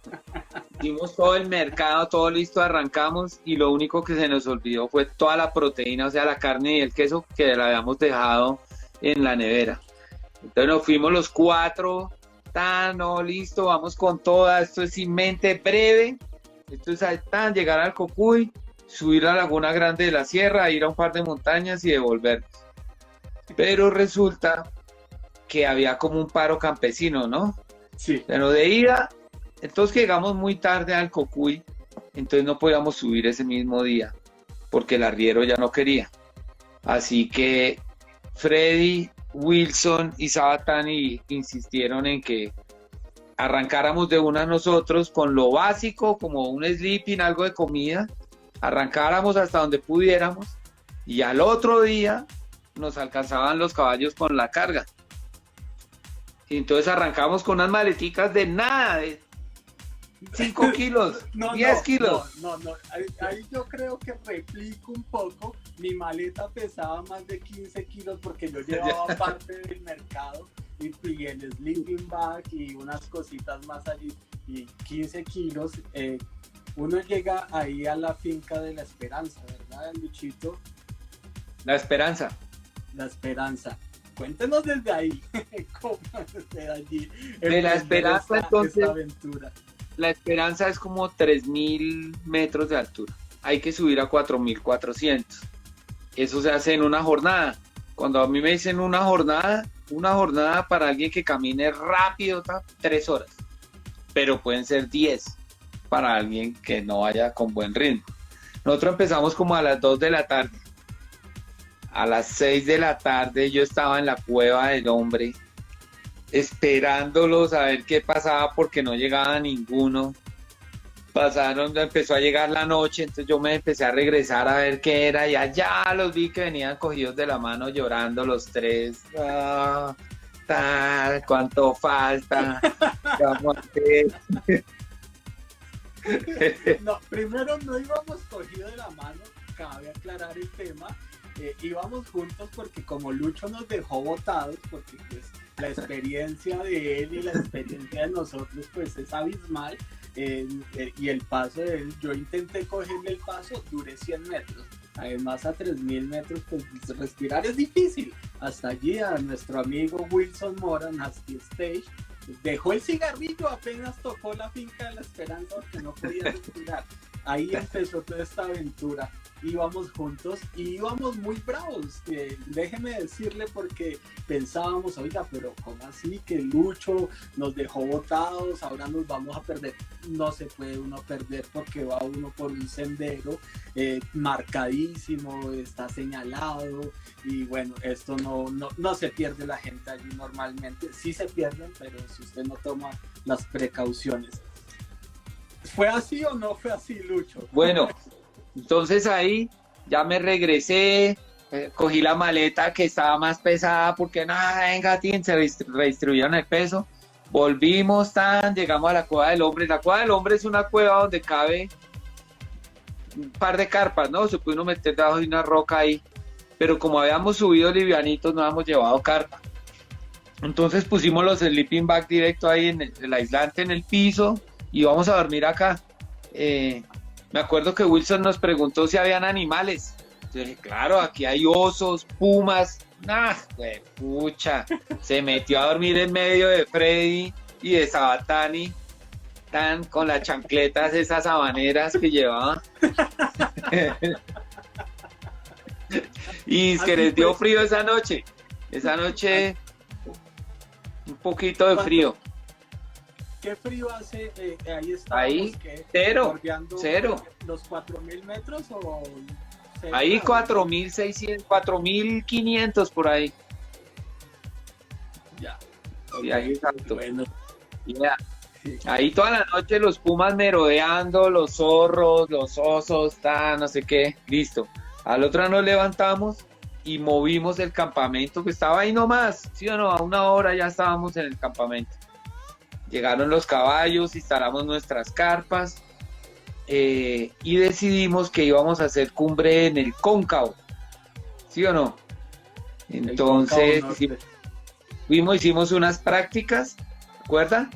De manejo del piolet, de los crampones, autodetención, aseguramiento dinámico, encordamiento en el glaciar, y listos para el otro día a la cumbre. Salimos como a las 4 de la mañana, creo, para la cumbre. Sí, a las nos levantamos un poco malucos. Recuerdo allí haber vomitado, no sé por qué, un poco de dolor de cabeza. Freddy llevaba unas perlas allí milagrosas y nos levantamos como que sí, que uno ahí es cuando nosotros en ese campo, que eso debe ser la playa para Lucho, el sufrimiento y el deterioro es muy grande. Entonces uno piensa, oye, ¿qué hace uno aquí?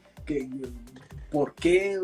Debería estar en mi casa con un cafecito, pero no, eso hace parte de la aventura y nosotros somos almas aventureras que nos gusta enfrentar nuestros límites, y allí estábamos con el escalador más famoso de Colombia haciéndonos sufrir 100%, y emprendimos la montaña a las 4 de la mañana, no se veía más de 2 metros y emprendimos. Hay que caminar muchas horas para poder lograr esta cumbre.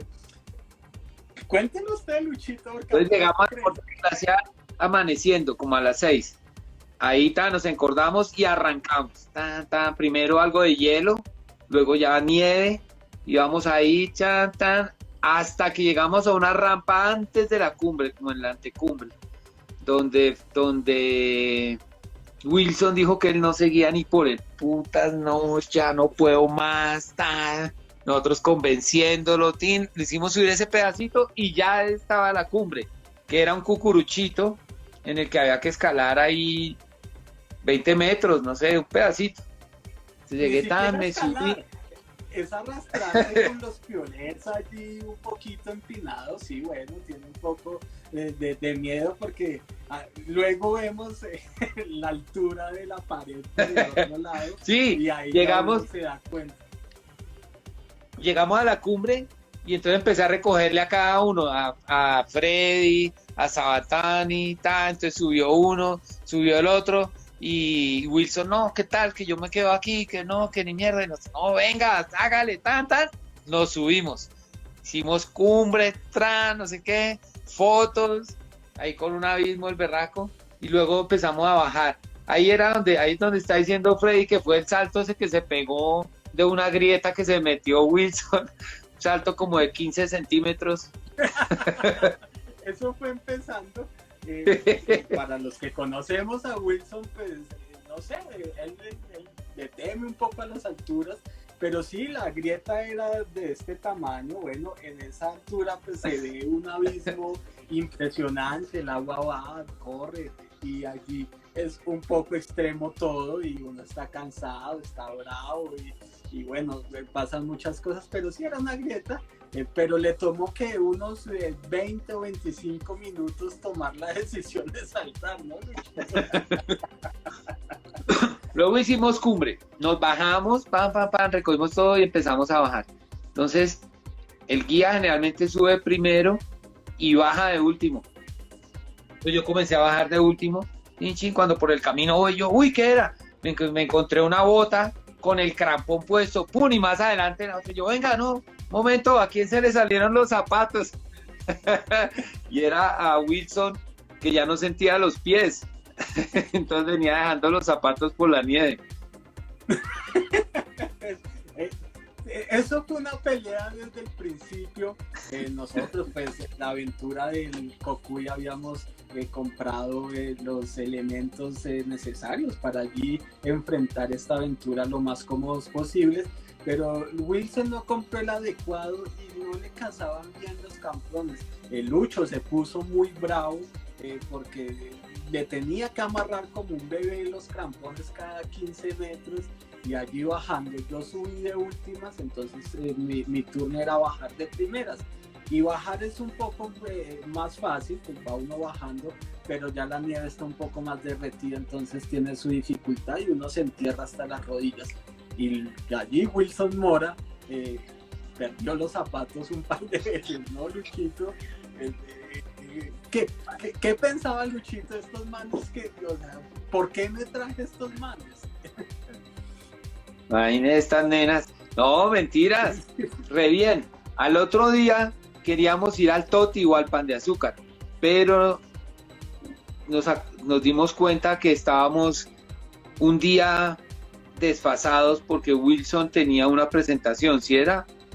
Freddy. No, Freddy tenía un concierto o algo.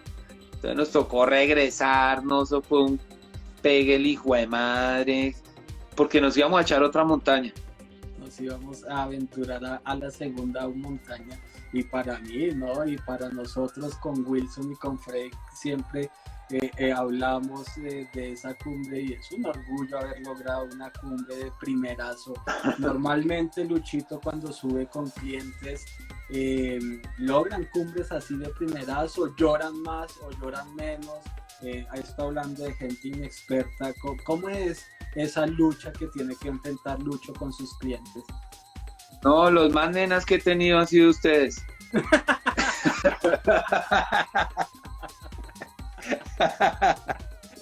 Gracias, ¿no? Bien, no, eso sí, así, clarito. No, mentiras. No, como la vamos a repetir, como tenemos que volver a la montaña, tal, pero con más días para poder cogerla más suave. Claro, no, allí estamos planeando subir al Nevado del Tolima por otra ruta, a ver cuando se acabe la pandemia y tengamos la posibilidad de enfrentar esta nueva aventura. Allí ya lo estamos charlando y lo hemos estado planeando y allí ya me estoy entrenando para poder lograr pegar el paso de Luis Felipe Osa, que es un paso increíble. Luchito, se nos va a terminar la otra. Cuéntenos un poco de sus planes, cuáles son sus planes futuros con las grandes montañas, Luchito. Uy, pues yo todo el tiempo estoy soñando, ahora toca trabajar, pero tenemos la idea de ir a Pakistán, eso desde hace años. Queremos escalar la pared de roca más grande del mundo, en las Torres del Trango en Pakistán. Eso es una expedición por ahí de unos 40 días y ahí estamos haciendo la vuelta para conseguir el billete, no es tan fácil.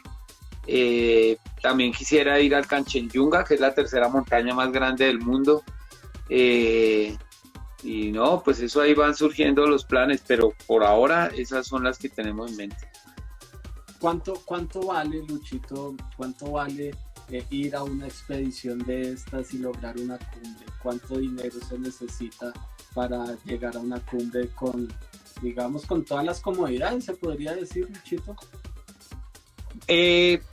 Sí, con todo lo necesario, con toda la logística y eso, a una montaña de 8.000 metros fuera del Everest puede estar costando alrededor de $20.000 por persona. Pero a las paredes de roca es un poquito más barato, o sea, calcule con unos $12.000 por persona, es más barato. ¿Por qué? Porque las montañas de 8.000 metros tienen un permiso muy costoso. Entonces, solamente el que a uno le digan que puede ir a escalar, ya hay que bajarse de no sé, $5.000 por persona. Ok. Luchito, ¿podemos contar un poco la historia de la pared vertical de la película de Free Solo? ¿La vio, Luchito? Ok. El Capitán, entonces el Capitán es la pared tal vez más conocida de roca que hay en el mundo, lo más famoso que hay para nosotros los occidentales. El Capitán es un monolito de 1.000 metros y en la película Alex Honnold escala una ruta que se llama Free Rider. Free Rider en escalada normalmente con cuerda, es una ruta de muchos largos de 512. 512 ya es un nivel muy, muy teso en la escalada. El tipo la escala en la película sin cuerda y la escala como en 5 horas. Esa pared, un escalador promedio, un buen escalador promedio con experiencia, puede tardar 3 días. Obvio él lo hace sin cuerda, entonces pues no tiene que montar reuniones, asegurar ni nada, solo echar para arriba, entonces lo hace muy rápido, lo hace ver muy fácil, pero es una pared ultra hiper difícil. Y Luchito la escaló. Cuéntenos esa aventura. Yo he escalado ahí en el Capitán, pero no escalé esa ruta, yo escalé una ruta que se llama la West Buttress, que son 22 largos. Y 2 días después fui y escalé los primeros 4 largos que no había hecho, que es otra ruta que se llama Moratorium. Entonces en total hice 26 largos. Y esa ruta que hice es de las más cortas, esa que hizo Alex Honnold es un poco más larga que la que yo escalé y mucho más difícil. 22 largos, ¿cuánta altura es, Luchito, en vertical? Nosotros a un largo de cuerda más o menos le calculamos unos de 40 a 50 metros. Multiplíquelo por 22. Okay. Son 1.000. Más de 1.000 metros allí.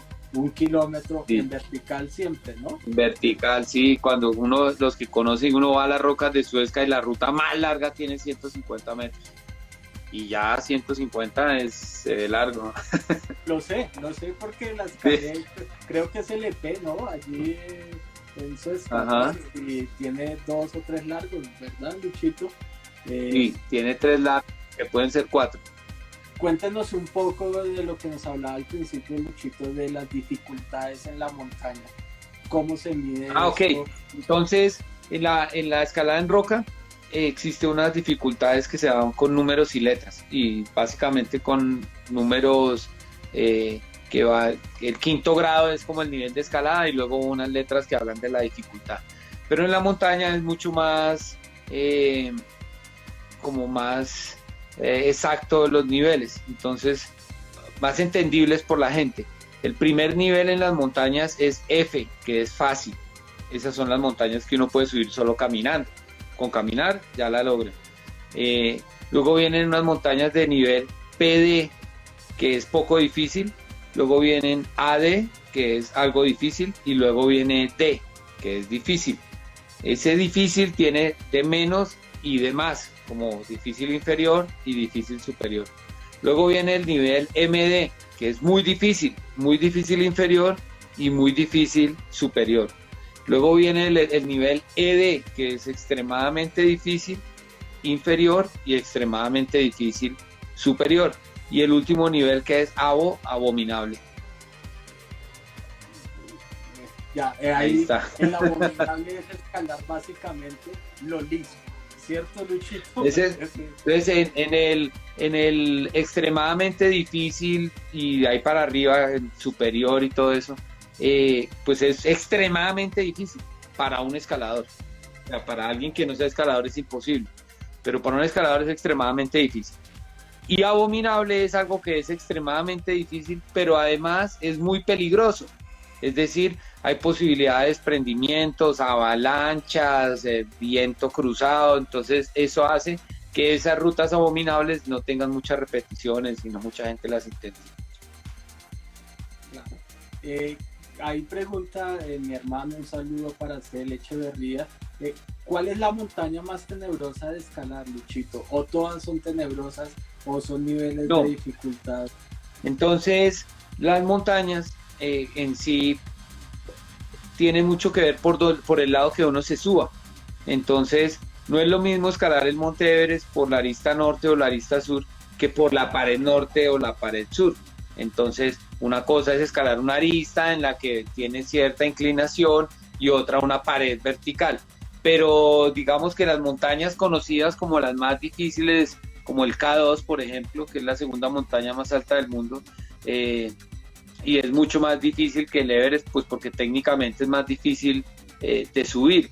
Pero hay montañas, muchísimas montañas, no podría saber cuál sea la más tenebrosa, pero esas montañas así como el K2, el Kanchenjunga, y en cada país del mundo hay unas montañas míticas como, no sé, en Perú está el Chacrarraju, en Argentina está el Cerro Torre, el Fitzroy, la cara sur de la Concagua, hay paredes muy tenaces.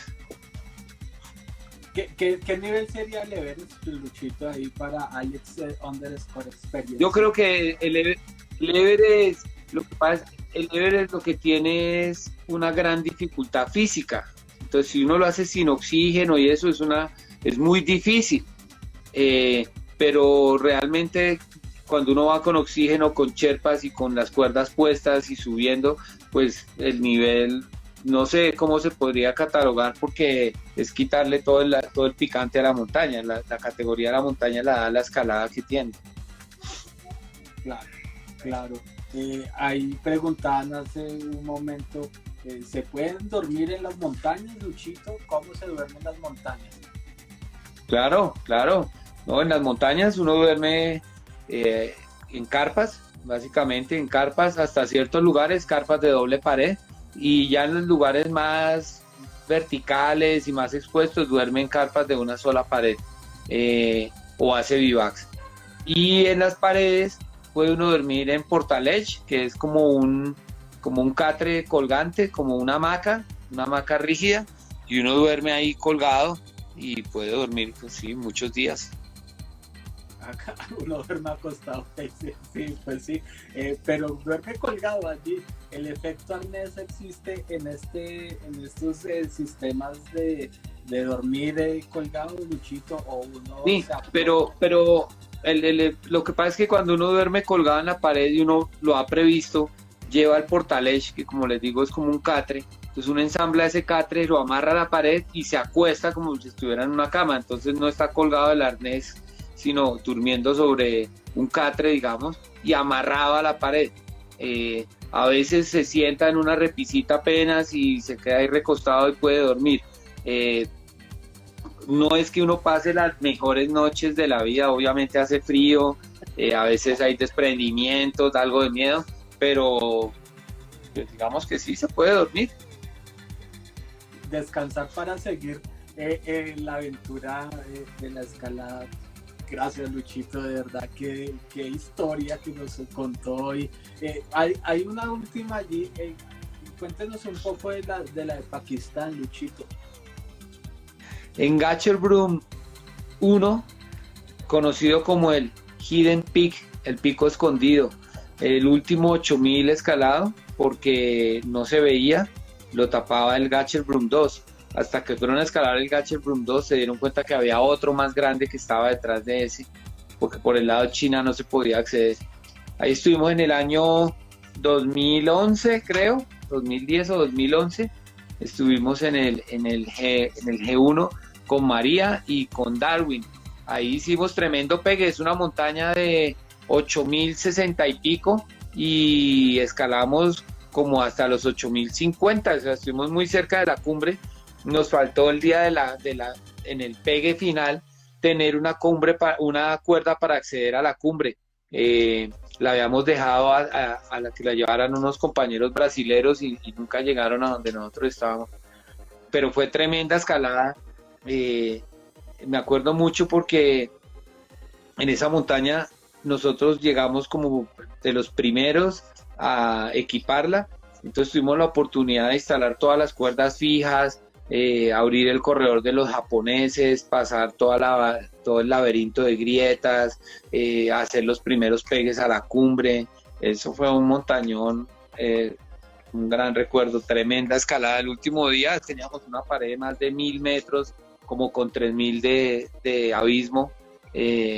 Una nota. Qué chévere, ¿no? Grandiosa, grandiosa historia, Luchito. ¿Qué come un escalador, Luchito, normalmente para estas cumbres? Bueno, en una montaña de estas expediciones grandes, con nosotros contratamos una logística, entonces llevamos cocinero y se hace mercado tradicional de arroz, pasta, llevamos gallinas, llevamos cabras y uno va sacrificando animales en la medida que va pasando la expedición.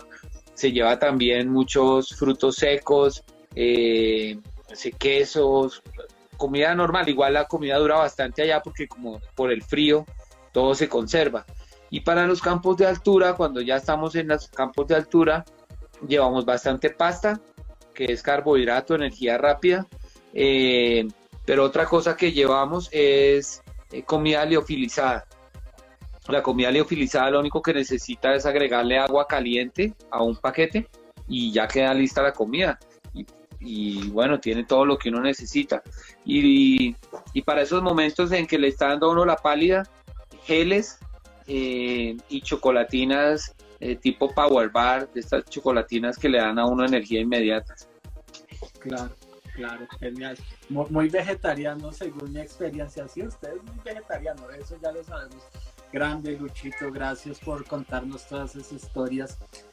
Ya para estar terminando esta segunda hora de historia, Luchito, toca tocar el tema de la pandemia. ¿Qué piensa Luchito del COVID-19 y qué ha hecho estos últimos 4 meses en cuarentena, Luchito?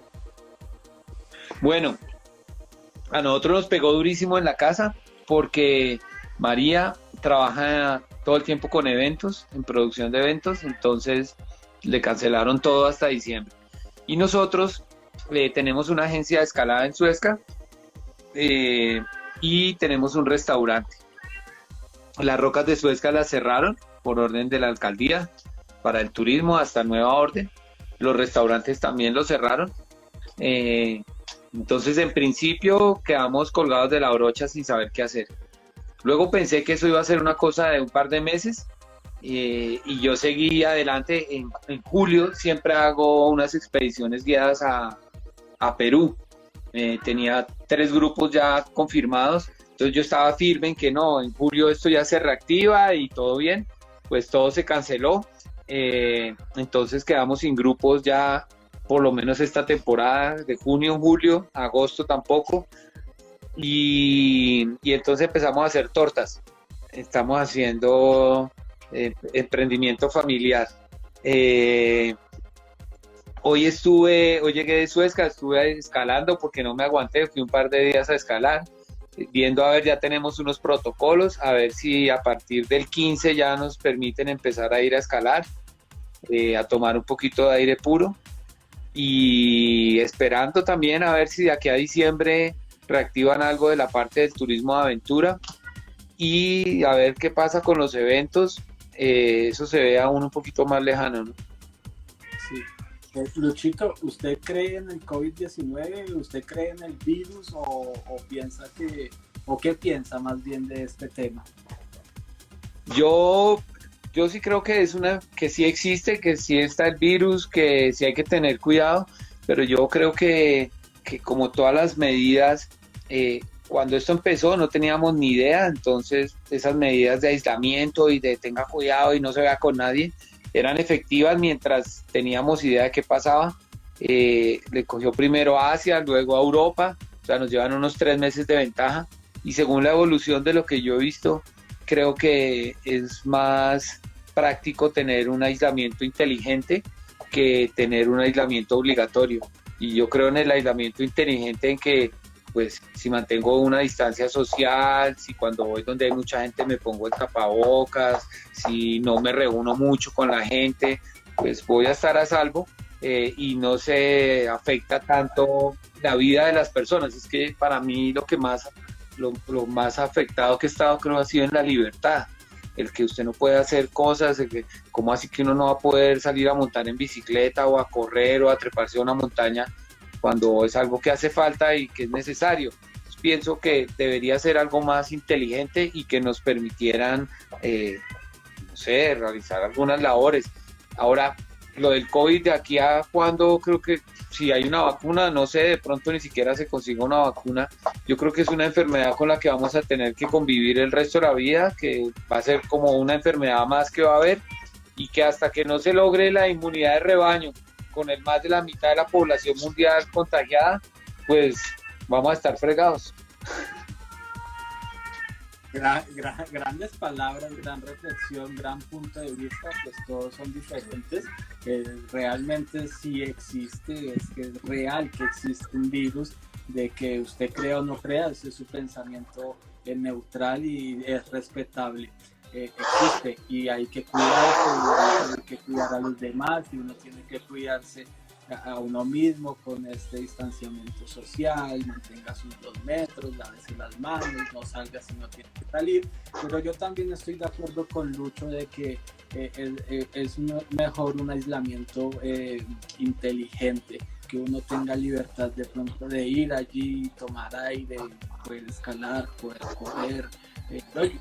¿Para qué yo les digo? Yo vivo al lado de un humedal y estoy trotando al lado del humedal porque básicamente no hay nadie y yo salgo al mediodía donde está desierto todo, entonces eso no también ayuda con todos los protocolos, con una máscara, con el protegido de pies a cabeza, cuidándome a mí y cuidando también a las demás personas.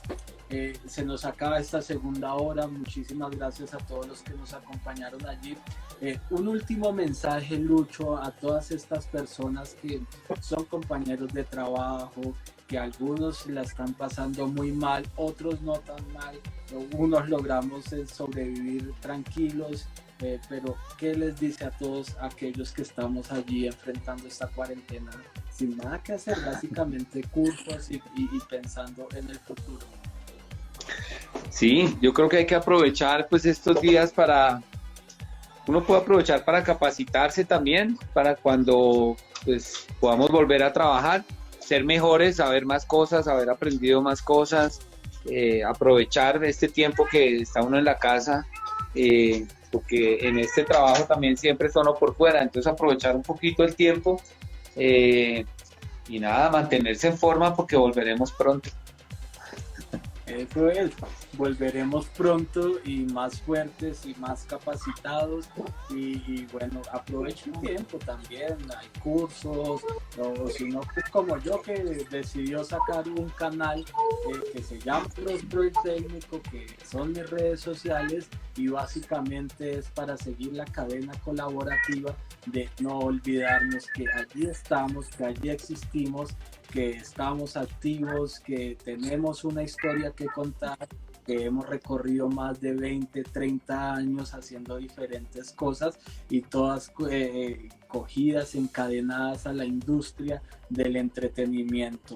Luchito, hermano, gracias por el tiempo, gracias por aceptar la invitación y por esas grandes historias. Un abrazo gigante y bueno, a comprar las tortas de la familia Osa Ramírez allí, que son deliciosas.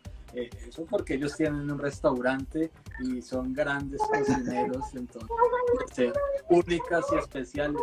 Espero la mía, ¿no? Yeah, aquí me está diciendo la familia, vamos a sacar a la familia. Ah, bueno, aquí véalo, a Salvador. Eso. Venga, nube. Salvador y María pronto en la Semana de las Mujeres, vea, Me acuerdo. Vea, Dios mío. Gracias, linda familia. Ellos saben que los queremos mucho, siempre los llevo en el corazón. Y bueno, familia, conocidos, esto fue hoy Luis Felipe Osa contándonos su historia, grande por cierto. Y muchas gracias, Luchito. Nos vemos en el camino, hermano. Chévere, mi hermano, un abrazo a todos. Un abrazo. Chao, Luchito. Chao, mi bro. Gracias, gente. Eso fue Luis Felipe Ramírez, que es una maravilla de persona, grandiosa persona, humilde, siempre con una sonrisa por delante. Y bueno, muchísimas gracias a todos ustedes por acompañarme. Aquí los espero. La otra semana tendremos una gigantes de la industria del entretenimiento. Voy a saludar un poco allí a Pecas 2357, La Buena, Wilmar Cortés, gracias a usted, brother. Buitrago Gomb, gracias por acompañar. Alexei Jaramillo, gracias, y tremenda historia, María Isabel. Aquí la espero para la Semana de las Mujeres, porque ella también trabaja en la industria del entretenimiento y es escaladora y también ha subido allí grandes montañas. Freddy Ardila, mi pana, mi perrito, mi ñerito, David Cholden, Alitas Barbecue, bueno, también díganme cuáles son sus emprendimientos y aquí les damos un poco de propaganda.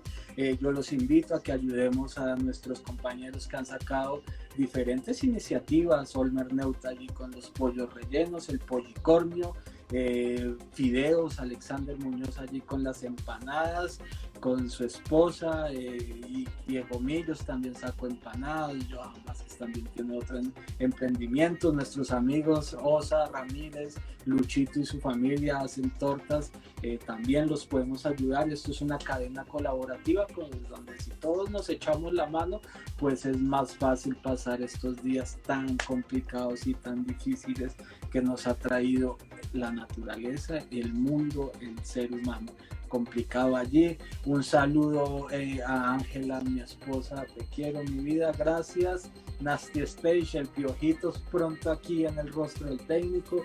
Freddy Ardila también estará aquí en el rostro. Pequitas está, Wilmar, y gracias, Cele Echeverría, La Buena, mis perros, La Buena para usted también, flaquito. Don Teo, Hazy, gracias. Miguelo 2909, un abrazo para todos y un saludo muy especial a María. Gracias, Miguel.